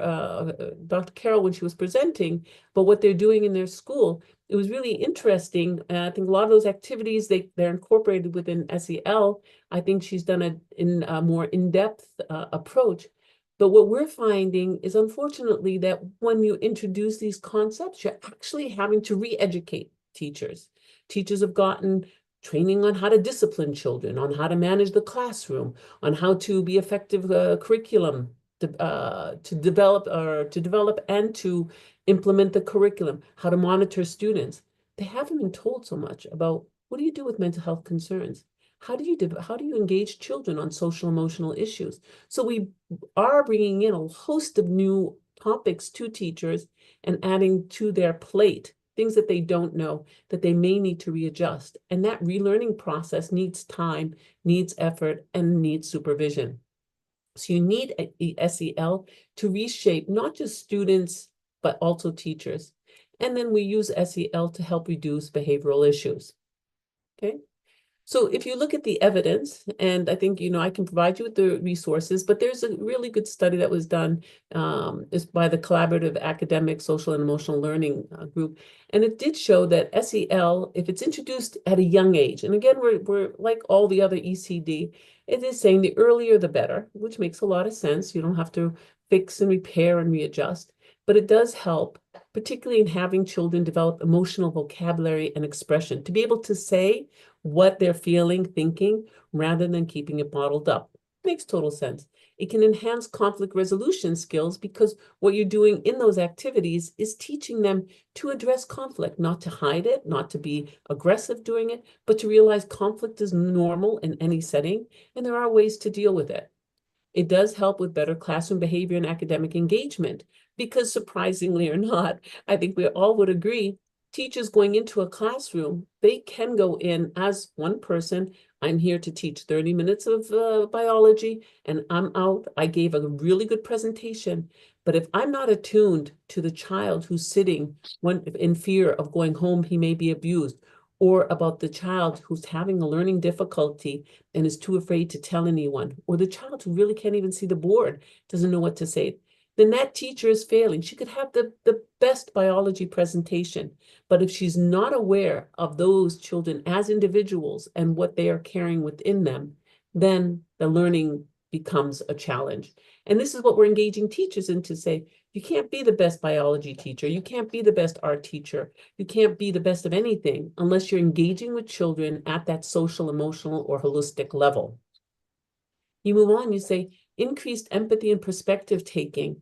And I think this is an area that's going to be really interesting, I think, to look at, because we all are familiar now with the literature. Children are spending up to 6, 7, 8 hours in school and then going home. And the average child after the age of 5 is on some sort of digital platform for 4 to 5 hours. And then they're in bed. So where are they learning that empathy? Are they learning that empathy in school?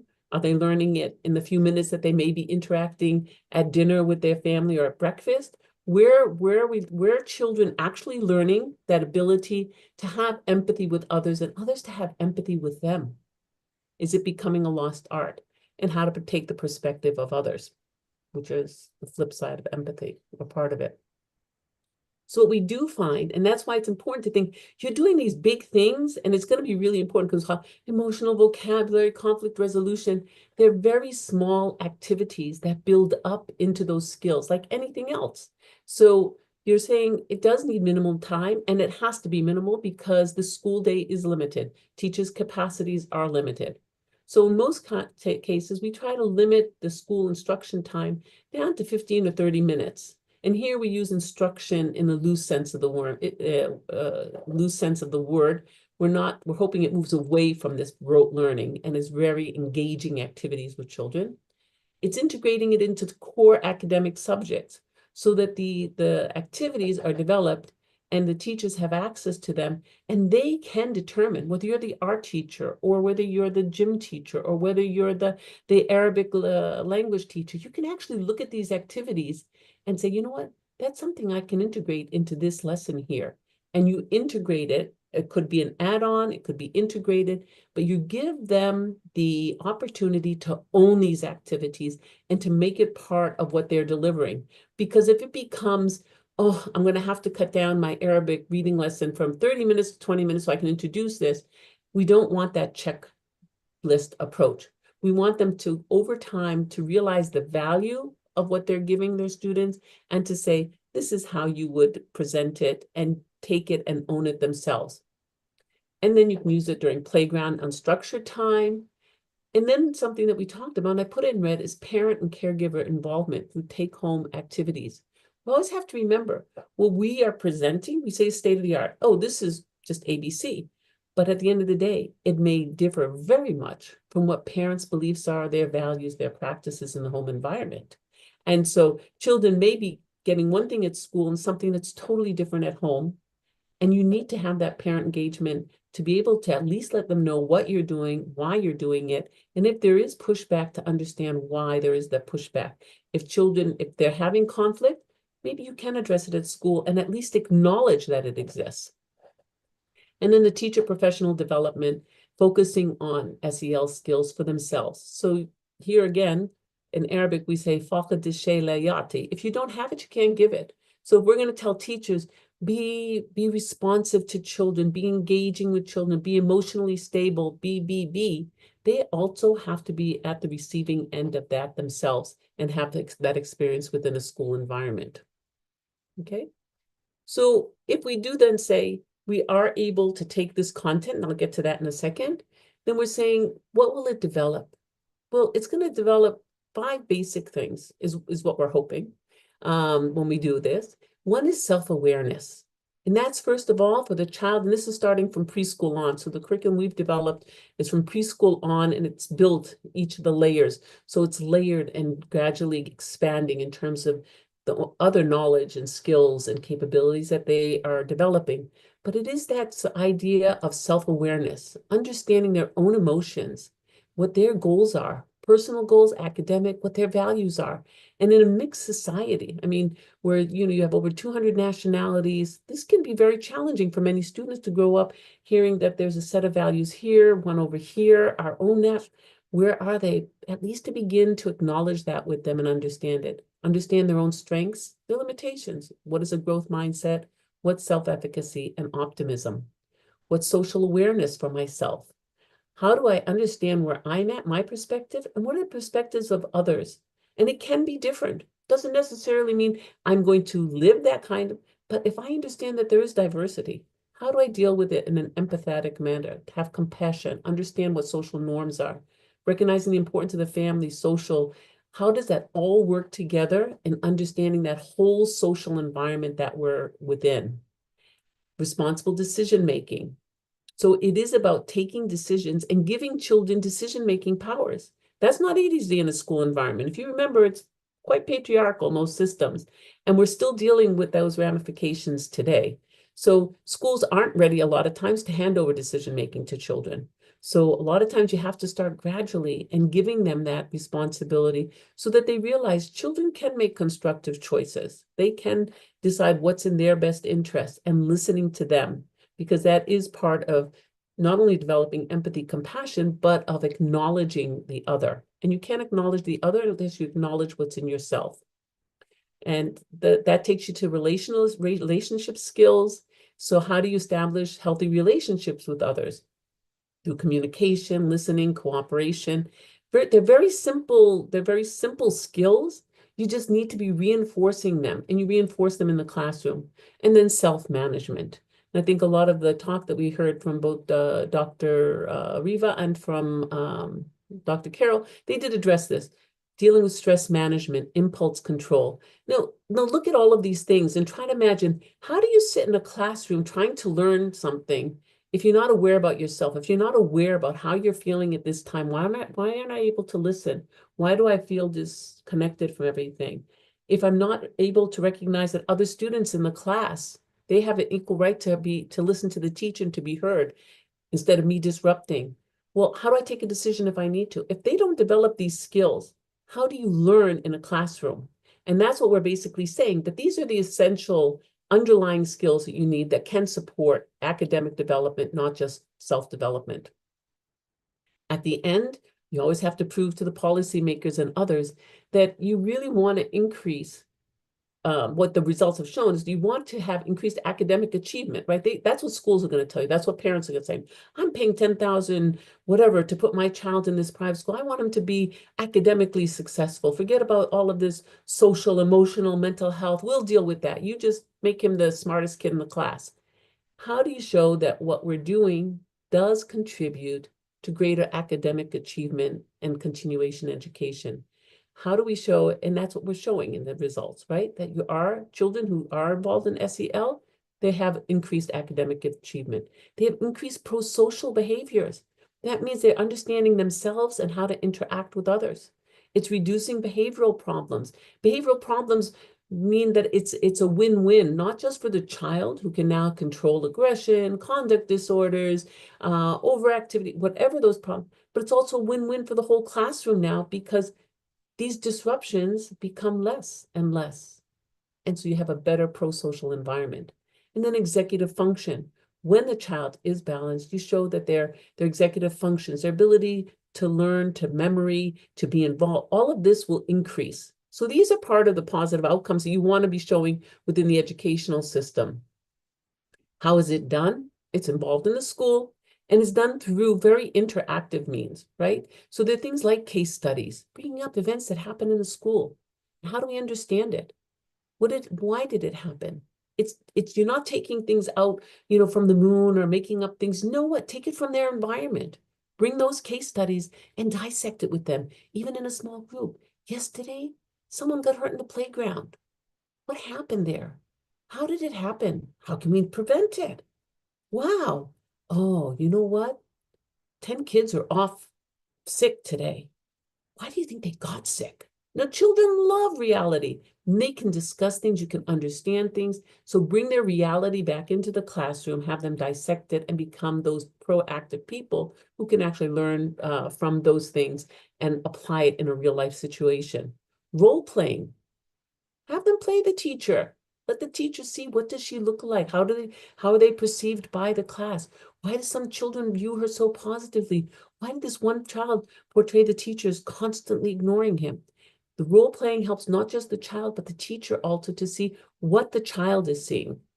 And that's the benefit. But the teacher also has to be aware of that level of sophistication. She's not going to be defensive. Why are you saying that, Ahmed? You know, I'm not that way. But it is important. So the role playing, I want you to see that this is like a win-win situation for teacher and child. It's not just the teacher and her beneficence, you know, oh, I'm making a better classroom, but she herself, it should be rewarding for them. They can do action planning worksheets. The journal is one thing like very similar to this, where they're planning out, they're thinking about what they've done, what they want to do, and then their own self-assessment tools. Taking that minute to say, how did they do? What could they have done better? What do they want to do differently? What do they want to acknowledge that they did wonderfully? Those are the kind of very basic things that we're looking in SEL. And as we said earlier, if you are doing this person to person, we're saying take into consideration what is that balance between person to person and then the online interactions that children are facing. So you have all of this. You know, we're not trying to digitally compensate, you know, so we're not saying that everything can be done on digital, and we're not saying everything is an in-person interaction, but you have to understand that that's the world of the child, and not to see it, I think, will be a problem. But we're looking, how do we supplement rather than replace offline relationships, right? So how is it in the classroom that children are actually, they're finding out that having real life friends is pretty great, you know? I think they're losing that in many circumstances. You involve real world friends rather than only online connections, right? You're including meaningful exchanges rather than passive consumption.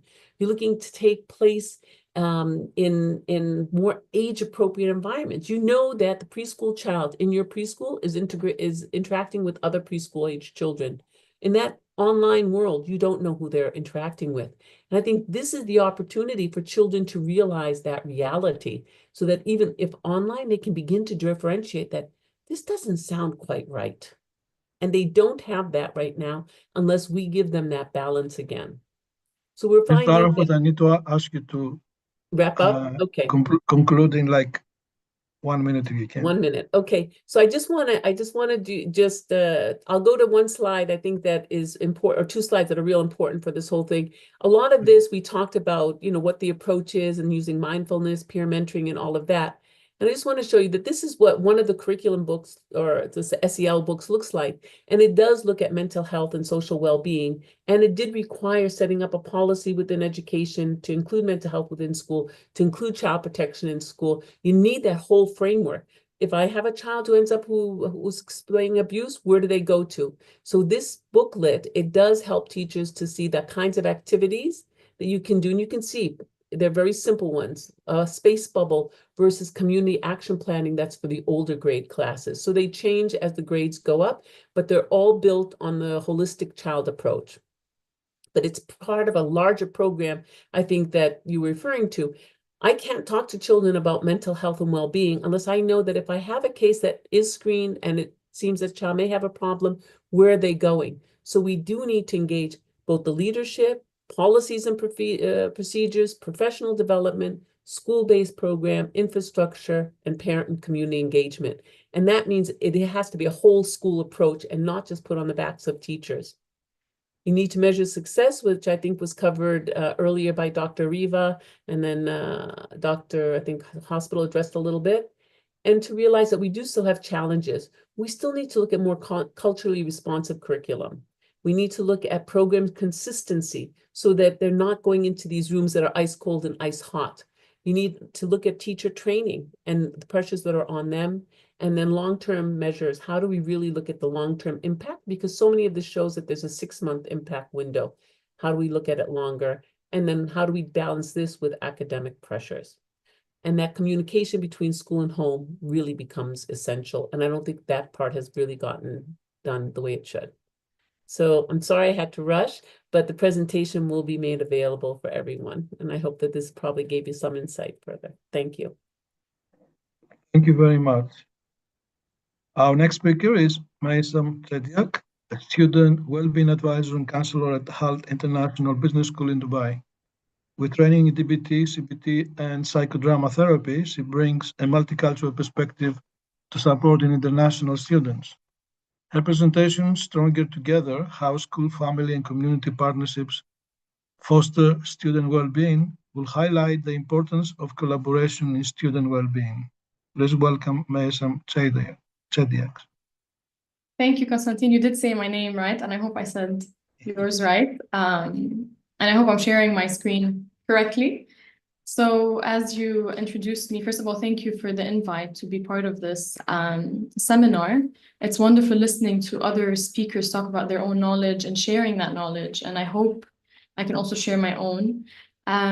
So yes, well, first of all, I am a student wellbeing advisor and counselor at Hult International Business School. I'm also a licensed psychologist, but currently not practicing privately for the time being. I'm focused on my students. And I'm also a full-time mom of an 11-month-old baby girl. So it's also very important for me to be giving this kind of a conversation because I think I would be contributing to her own future as well and education and making sure that she's well supported holistically. So yes, as the title says, we'll be focusing on how we can be stronger together, schools, families, and community partnerships to foster student well-being. Ooh, my slides? Okay, there we go. So briefly, we're going to explore why these partnerships are important, what roles different stakeholders play in supporting student well-being. And of course, fellow speakers also spoke about these, and I hope I can add a little bit to that. So we'll talk about the role of schools, families, and communities. I'll also mention a little bit of cultural considerations, which are relevant, considerations for higher education as well, given that it's relevant since I work at a postgraduate school, and then hopefully at the end, a call to action. So to begin with, why do partnerships matter? Okay, so schools, families, and communities have to work together to support student well-being, as we've been saying. The Harvard Family Research Project highlights that students with strong family, school, community ties actually show a 30% improvement in their academic performance and also reduced behavioral problems. It's also interesting to realize that students, from when they start school up until they graduate high school, are in school for about 15,000 hours. And we can add a few other thousands as well if they do pursue an undergrad degree or a postgraduate degree. But the point of this is to say that they're spending the majority of their time in school. And so it's like a second home for them. So they're going from one home to their second home, and hopefully it feels like home for them. And that's what I think the importance of these kinds of conversations are, to make it feel like home for them so they're comfortable and feeling well. And so an important thing to say is that these collaborations and partnerships, they can reduce absenteeism, they can promote mental health, of course, as we were saying, and enhance engagement, especially for at-risk students who sometimes are afraid to speak up. So we want to make sure that we have a safe environment, an inclusive environment, where students feel supported, both academically, but of course, very importantly, emotionally as well. We have to think beyond the books. We have to think of their emotional development. And we have to think of how we can have, because we do have that shared responsibility to give them that experience. Oh, did I move forward too fast? No, I didn't. So to begin with, schools play a crucial role in shaping student well-being beyond just the academics. So the UAE's National Strategy for Wellbeing 2031 emphasizes integrating education with mental health initiatives to support student success. And I think what I'll add to this presentation is a little bit of my own experience at Hult as a student wellbeing advisor, working with older students, but I think it's always relevant. We're never too old to work on these factors and on self-awareness and social emotional development. And so, for example, at Hult, on our various campuses, we have student counselors who offer mental health support. We have check-ins, and sometimes we do more short-term models of short-term counseling, which are very important because students have the space to actually access this kind of mental health for free. So I also try to incorporate more fun activities like well-being events where we have more mental health awareness kinds of events, and we make them more fun so they're engaging. And I think, Carol, you gave me so many ideas, and I know you were talking about a younger student population, but I think it would be so relevant for my students even at the ages of 20 and above, because that's how we make it more accessible and approachable for them to actually tune into themselves more. And of course, teachers are everything. So our teachers are basically parents at school, and they have this responsibility. So equipping them first, and setting them up for success with our students. So, besides the social emotional learning, it's important to also think about training them with mental health first aid. And that's something that's available through the Lighthouse Arabia, for example, here in the UAE, and that can be done online. So it's something that schools can offer their teachers as professional development, which is very important. And of course, as we said earlier, we want to be creating this inclusive environment. We want to implement anti-bullying policies, which I'll talk a little bit more about in a bit, and these school-wide well-being programs to promote that inclusivity. Because an emotionally supportive school environment will foster high engagement, lower dropout rates, and of course, improved academic outcomes. Now, family. So of course, families play a fundamental role in student well-being by providing emotional and academic support at home. So I witnessed that firsthand with my students. Strong family support plays a very crucial role in alleviating many of the mental health challenges they face. You get two students who may be going through a similar mental health struggle, one with family support and the other without, and you do see a significant difference in how they manage that struggle. Because parents and caregivers model emotional regulation, they model stress management and conflict resolution and problem-solving skills, and that can impact a child's ability to succeed in school, as a child, adolescent, and adult, actually, given the population I work with. Family involvement is very crucial also for early detection of mental health concerns or learning difficulties, because parents often recognize these signs before teachers do. But I think it's also important to note that it's important for teachers to also have that early detection fluency, so that in case they notice that perhaps a student is struggling at home, maybe they have dismissive families, maybe they're in an abusive home, it's also important to be able to recognize those signs. And of course, establishing strong communication between families and schools will ensure that students receive that consistent support, because consistency is key. So being able to foster that environment both at home and in the classroom. Research suggests that students with actively engaged families do perform better academically, have lower dropout rates, and also show stronger self-esteem. And now the role of community. Communities extend that student support beyond the classroom, beyond the home even, by providing mentorship, structured extracurricular programs, and safe recreational spaces. So research from the Organization for Economic Cooperation and Development, the OECD, shows that students who participate in the community-led extracurricular activities experience higher well-being, stronger engagement, and lower dropout rates, as we said earlier, specifically scoring 15% on emotional well-being metrics. So, for example, at HALT, we offer complimentary access to courts near campus for students to engage in sports, and we have sometimes staff going and watching these games to cheer the students on, so we're providing that support externally as well.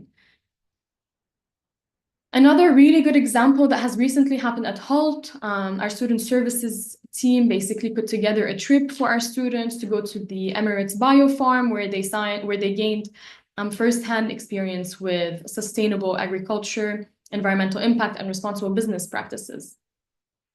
And very, very great initiatives happening by Dubai Cares, which is a UAE-based initiative that provides education funding, mentorship programs, and career readiness initiatives to enhance student success. And they have an initiative called Students for Students. They basically brought together about 3,500 students from 12 different schools, and they were able to pack 9,000 school kits for children from low-income families in the UAE. And teachers and parents and family members also participated, which made it a very community-driven effort to support education for underprivileged children.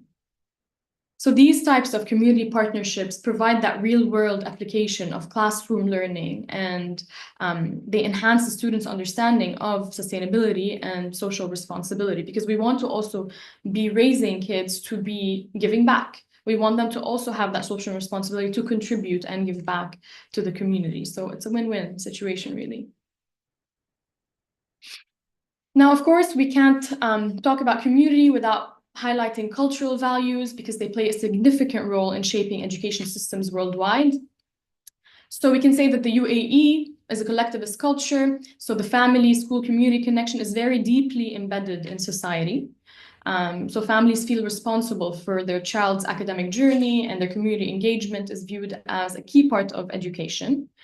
And then by contrast, we have more individualistic cultures, for example, in the US and the UK, that prioritize student independence and encourage students to take charge of their education with less direct family involvement.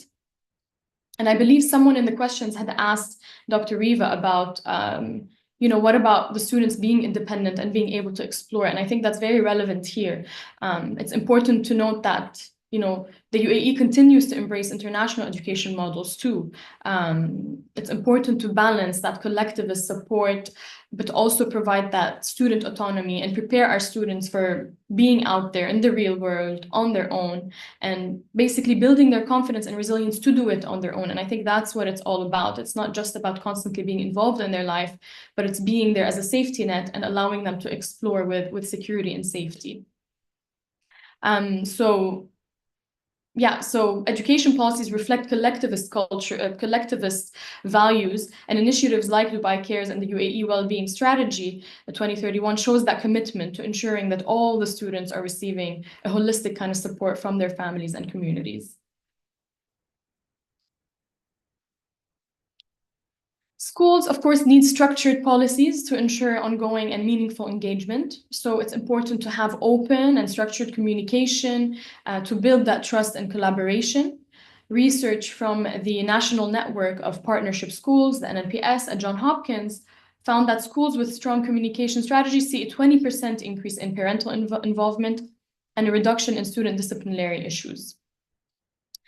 Schools should be able to provide clear and consistent updates through maybe newsletters, parent meetings, and online portals.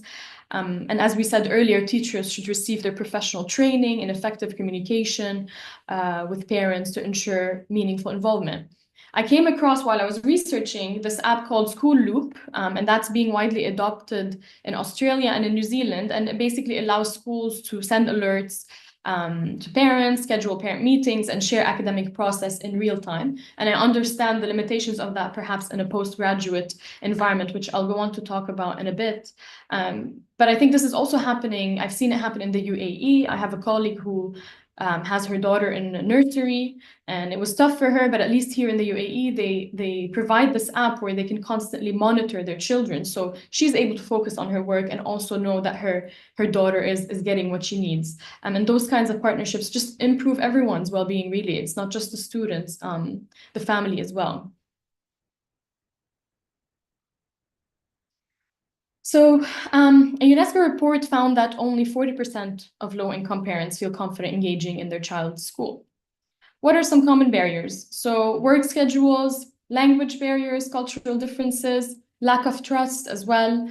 So we need to look at some practical solutions to address those. And some could be flexible meeting times and making sure we have virtual options and online engagement options, making sure we have culturally relevant resources in multiple languages, proactive outreach efforts from schools to build trust as well. So when the school's reaching out and making sure that the family is involved, the family is more likely to reach out then because they've built that kind of rapport with them. Of course, as we mentioned previously throughout the seminar, another challenge in student well-being is bullying, which is very, very common in student settings. I mean, it can impact mental health and academic performance and school engagement. Research from the OECD indicates that schools with strong family and community involvement see lower bullying rates because students feel more supported and connected. So perhaps some strategies to address bullying through partnerships include encouraging open communication between the schools and families so parents can recognize signs of bullying early, involving the community organizations and providing anti-bullying workshops and support groups, implementing peer mentorship programs where older students can help create a safer, more inclusive school culture. And of course, recognizing neurodiversity is crucial in building an inclusive education system. Neurodivergent students, including those with ADHD, autism, and dyslexia, among others, they may require specialized support from both schools and families. And, for example, at HALT, we make sure to provide accommodations for students who have learning difficulties. For example, they may need extended deadlines, or perhaps a student, besides learning difficulties, is highly anxious and has a diagnosis, and they need to leave the class sometimes to get a breather. And so we try to be as supportive as we can, of course, within the limitations of school settings and the demand of it. So community-based organizations and advocacy groups provide critical resources. They provide workshops and training to make sure that these students receive the support that they need. And training teachers, as we said, to implement inclusive teaching strategies benefits not just the neurodivergent students, but all the learners by fostering that flexible and accommodating classroom environment. And COVID-19, actually, the pandemic, it taught us a lesson that actually families and parents know more than we think about their students, and they're able to actually be very helpful in situations, which is why it's so important to build those connections even more. Higher education, because again, I work at a postgraduate campus, and usually my students are, let's say, youngest would be around 20 to 21, and then we can go up to 40s and above 50s, because we do have an executive program too, and I do tend to see, students from that range of age range. So I'd like to talk a little bit about that. And we know that unlike primary and secondary education, family involvement usually in higher education is often less structured and sometimes discouraged due to students being legally independent. So we don't want a family to be involved, or, legally they can't be involved, for example. So, research does suggest that students who maintain strong family connections during their academic journey exhibit higher retention rates, lower dropout rates, and better emotional resilience. So many institutions now offer an opt-in kind of engagement program that allows parents to stay informed about their child's progress while respecting the student autonomy. So basically, the student can also say, okay, yes, I'm okay with sharing this, and this, for example, or for them to be part of this kind of knowledge about me. So Need again, to wrap up in 1 minute, sorry. 1 minute? Yes. 1 minute, please. Yes, I'm almost done. So, yes, so basically making sure we can do family orientations, mentorship programs, career support through experience from the family, so they can help kind of secure internships and job placements. And we acknowledge that, again, the students don't always want direct family involvement. So we want to offer that kind of flexible support. I'm actually on time, surprisingly. So key takeaways: strengthening school, family, community partnerships requires continuous effort and tailored strategies to fit diverse student needs. True student success comes from a holistic partnership, as we said. Schools provide the structure, academic and emotional support. Families reinforce that resilience and motivation, and that they mirror those healthy relationships, hopefully at home. And communities offer real-world learning opportunities and mentorship.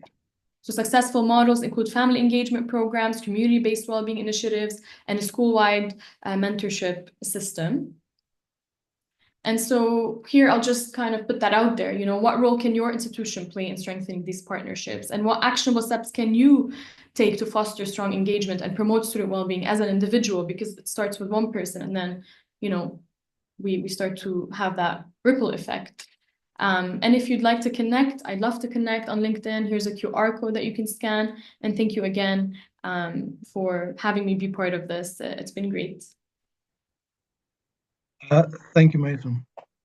Final speaker for today is Ava Sabnum Hassan, a counselor and psychotherapist and founder of Mentally Well Schools, an initiative providing resources for student and staff well-being. We will be speaking on raising mental health awareness and family engagement in social-emotional learning. Please welcome Ava Sabnum Hassan. Thank you. I'm just about to share my presentation. Here we go. Thank you for the introduction. And my presentation is following on from the previous one. So I'm talking more about strengthening mental health awareness among parents and carers and families, and how to enhance family engagement in social and emotional learning. So I'm going to start with a little bit of a scenario for you to imagine. So if you could just imagine for a moment a child or a young person struggling with anxiety in school, and their teacher notices, but at home, their parents see a different side. Perhaps they see irritability or withdrawal. But now imagine if both the school and the home work together to support that child or young person's emotional well-being. So that, I would say, is the power of social emotional learning and mental health awareness when families are actively involved. So just a little bit about me. So I know I had a bit of an introduction. So I'm Ava Shabnam Hassan. I qualified as a teacher in 2001. I worked in mainstream and special needs settings in the UK and internationally until 2019. I was a special educational needs coordinator or head of learning support for several years. So I had responsibility for students with mental health concerns. And I was working a lot with families, with parents and carers as well. I've now trained as a counselor and psychotherapist. And I'm the founder of an organization called Mentally Well Schools. And that includes trying to enhance the mental well-being of students and staff and also promote family engagement.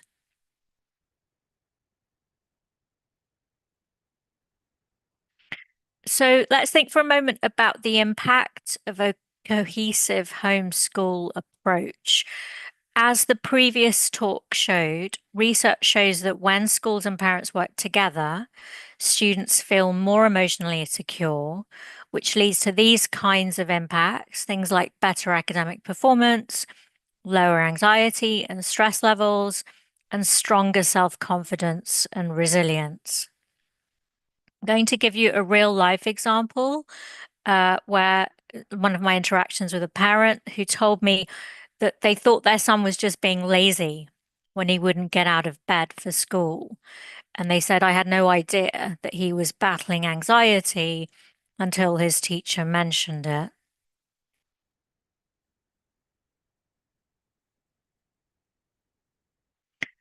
So what is mental health awareness in the context of families? So I would say it involves understanding children's mental health. So things like recognizing signs of things like depression, stress, anxiety, different kinds of emotional struggles. It also includes knowing how to support their children's emotional regulation and resilience, and normalizing conversations about mental health at home. I'll talk more about that later. And it also includes promoting parental self-awareness and their own well-being.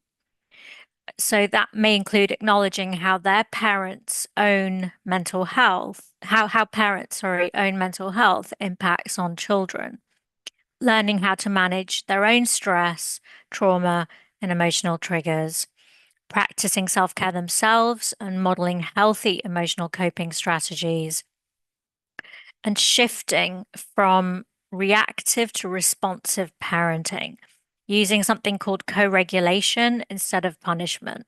And I'll be talking a bit more about what co-regulation exactly is a little bit later. And I mean, we've covered this already to some extent from previous speakers, but I just wanted to recap what social and emotional learning is exactly. So it's about helping children and young people develop skills like emotion regulation, resilience, and empathy, skills which I would say, and I think all the speakers here today would say, are just as essential as academics. When parents engage in social emotional learning, children experience less stress, like I've said before, greater resilience, and greater emotional intelligence. Schools and families together can create a cohesive support system that helps students thrive both academically and emotionally. I want to address a couple of misconceptions. So I think that some people see social and emotional learning as soft skills or secondary to academic success. But studies show how social emotional learning improves focus, problem solving, and even academic achievement. Another misconception is that emotional struggles should stay private and not be talked about. Whereas in reality, normalizing mental health conversations at home and at school makes children and young people more resilient. So I wanted to promote a bit of audience participation here. I have a question for you. So perhaps you could type this into the chat and we could hear a couple of them. So what's one thing you wish that your own parents had understood about emotions or about mental well-being? So just an opportunity for a bit of reflection, perhaps to hear from a couple of people.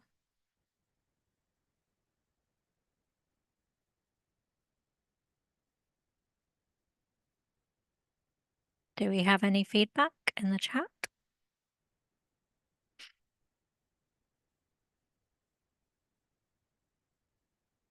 I think one thing that I wish my own parents had understood was the need to apologize on occasion when they had done something that wasn't correct, I would say.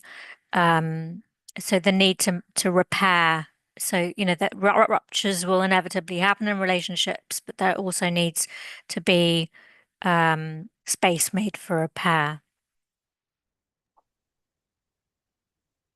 I don't think they can write in the chat, but they Oh. can write in the Q&A. Oh, okay, sure. If you could write in the Q&A something you wish your own parents had understood about emotions or mental well-being.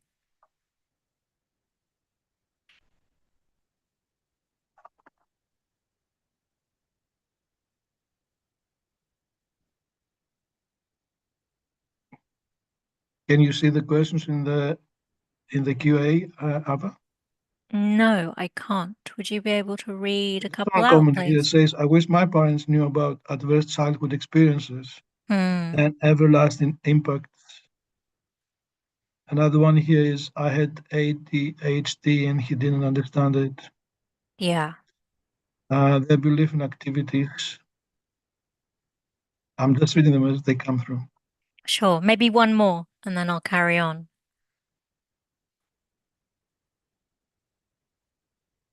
Carry on, please, because we're running out of time. Okay, I'm sure. going to interrupt you at the end anyway. No problem. So, yeah, so someone there mentioned adverse childhood experiences, and I'm going to be talking about those more a little later because I think it's really important that parents are educated about those. So I would say probably quite a lot of parents and carers may want to support their children's emotional needs, but lack the tools or confidence. So this is why schools need to offer workshops and resources that empower parents, not just to support their children, but also to develop their own emotional awareness, as I've already touched upon. So these are the workshops that I would advocate schools holding and delivering for parents and carers. So trauma-informed parenting workshops. So why? Because childhood trauma and adverse childhood experiences, or ACEs, including intergenerational trauma, can impact emotion regulation and behavior. Parents may unintentionally pass down their own unresolved experiences. So what schools can offer: workshops explaining how trauma affects children and young people's emotions and learning, including their long-term life outcomes. And training on co-regulation. There's that term again that I mentioned earlier, which I'll be going into more detail on a little later. And how parents' emotional states influence their child's nervous system. So I think parents need to be educated on the different types of stress. So that includes positive stress, so-called positive stress, which encompasses brief increases in heart rate and mild elevations in stress hormone levels. So-called tolerable stress, which is more serious, but it's temporary stress responses, which crucially are buffered by supportive relationships. And it's those supportive relationships that makes the stress more tolerable. And then there's toxic stress, which results from prolonged activation of stress response systems in the absence of protective relationships. And it's toxic stress, which can lead to the development of all kinds of mental health issues, including, for example, post-traumatic stress. So I think it's really important that we educate parents on the importance of being those protective people in their children's lives. So we've talked about adverse childhood experiences. I wanted to go into a little more detail on what those are. So they include, this is not an exhaustive list, but ACEs or adverse childhood experiences include maltreatment, things like abuse or neglect, violence and coercion. It can include domestic abuse, gang membership, being a victim of crime, different types of adjustment like migration, asylum, or perhaps the end of an important relationship, prejudice of all different kinds, household or family adversity, which might include substance misuse, intergenerational trauma, destitution or deprivation. So that's things like poverty, for example, inhumane treatment, things like torture, forced imprisonment, or institutionalization, having adult responsibilities like being a young carer or involvement in child labor, and bereavement and survivorship. So, having experienced the deaths of people close to them and surviving an illness or accident. And the impact of ACEs is really quite shocking. So this is a graph from the British Medical Journal, and it shows the impact of ACEs according to and showing the risk factors. So the pale blue is one adverse childhood experience. I'll just go down to the key down here. So the pale blue shows the impact of one adverse childhood experience. The medium blue is 2 to 3 ACEs, and the dark blue is 4 or more adverse childhood experiences. So you can see, for example, for someone who's experienced 4 or more adverse childhood experiences, the risk factor for something like cancer is so high. It's massively increased due to them having experienced that level of adverse childhood experiences. And, you can see the risk factors for various other conditions here. So I always feel quite shocked every time I see this graph, and I've seen it lots of times. So I think sharing this information with parents and carers is crucial, and saying to them, look, you really need to be helping to reduce these risk factors for your children.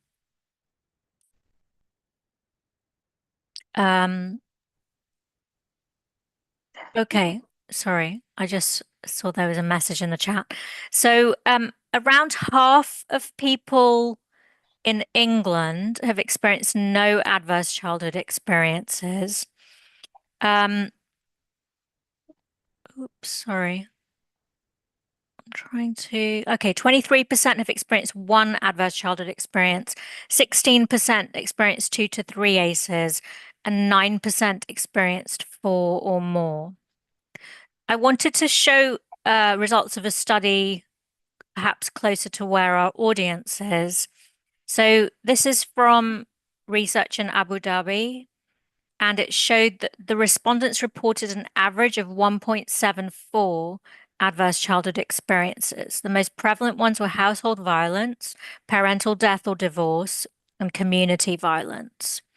And that study aligns with global research on ACEs. I mentioned co-regulation earlier. Co-regulation comprises a set of supportive and reciprocatory interactions between the child and caring adults. As part of this process, support, coaching, and modeling are provided to facilitate a child's ability to understand, express, and modulate their thoughts, feelings, and behavior. So supportive co-regulation is built on creating a safe and secure adult-child relationship, such that children learn to trust that their caregivers will help them through stressful situations and emotions. So co-regulation basically encompasses sharing your calm with someone else.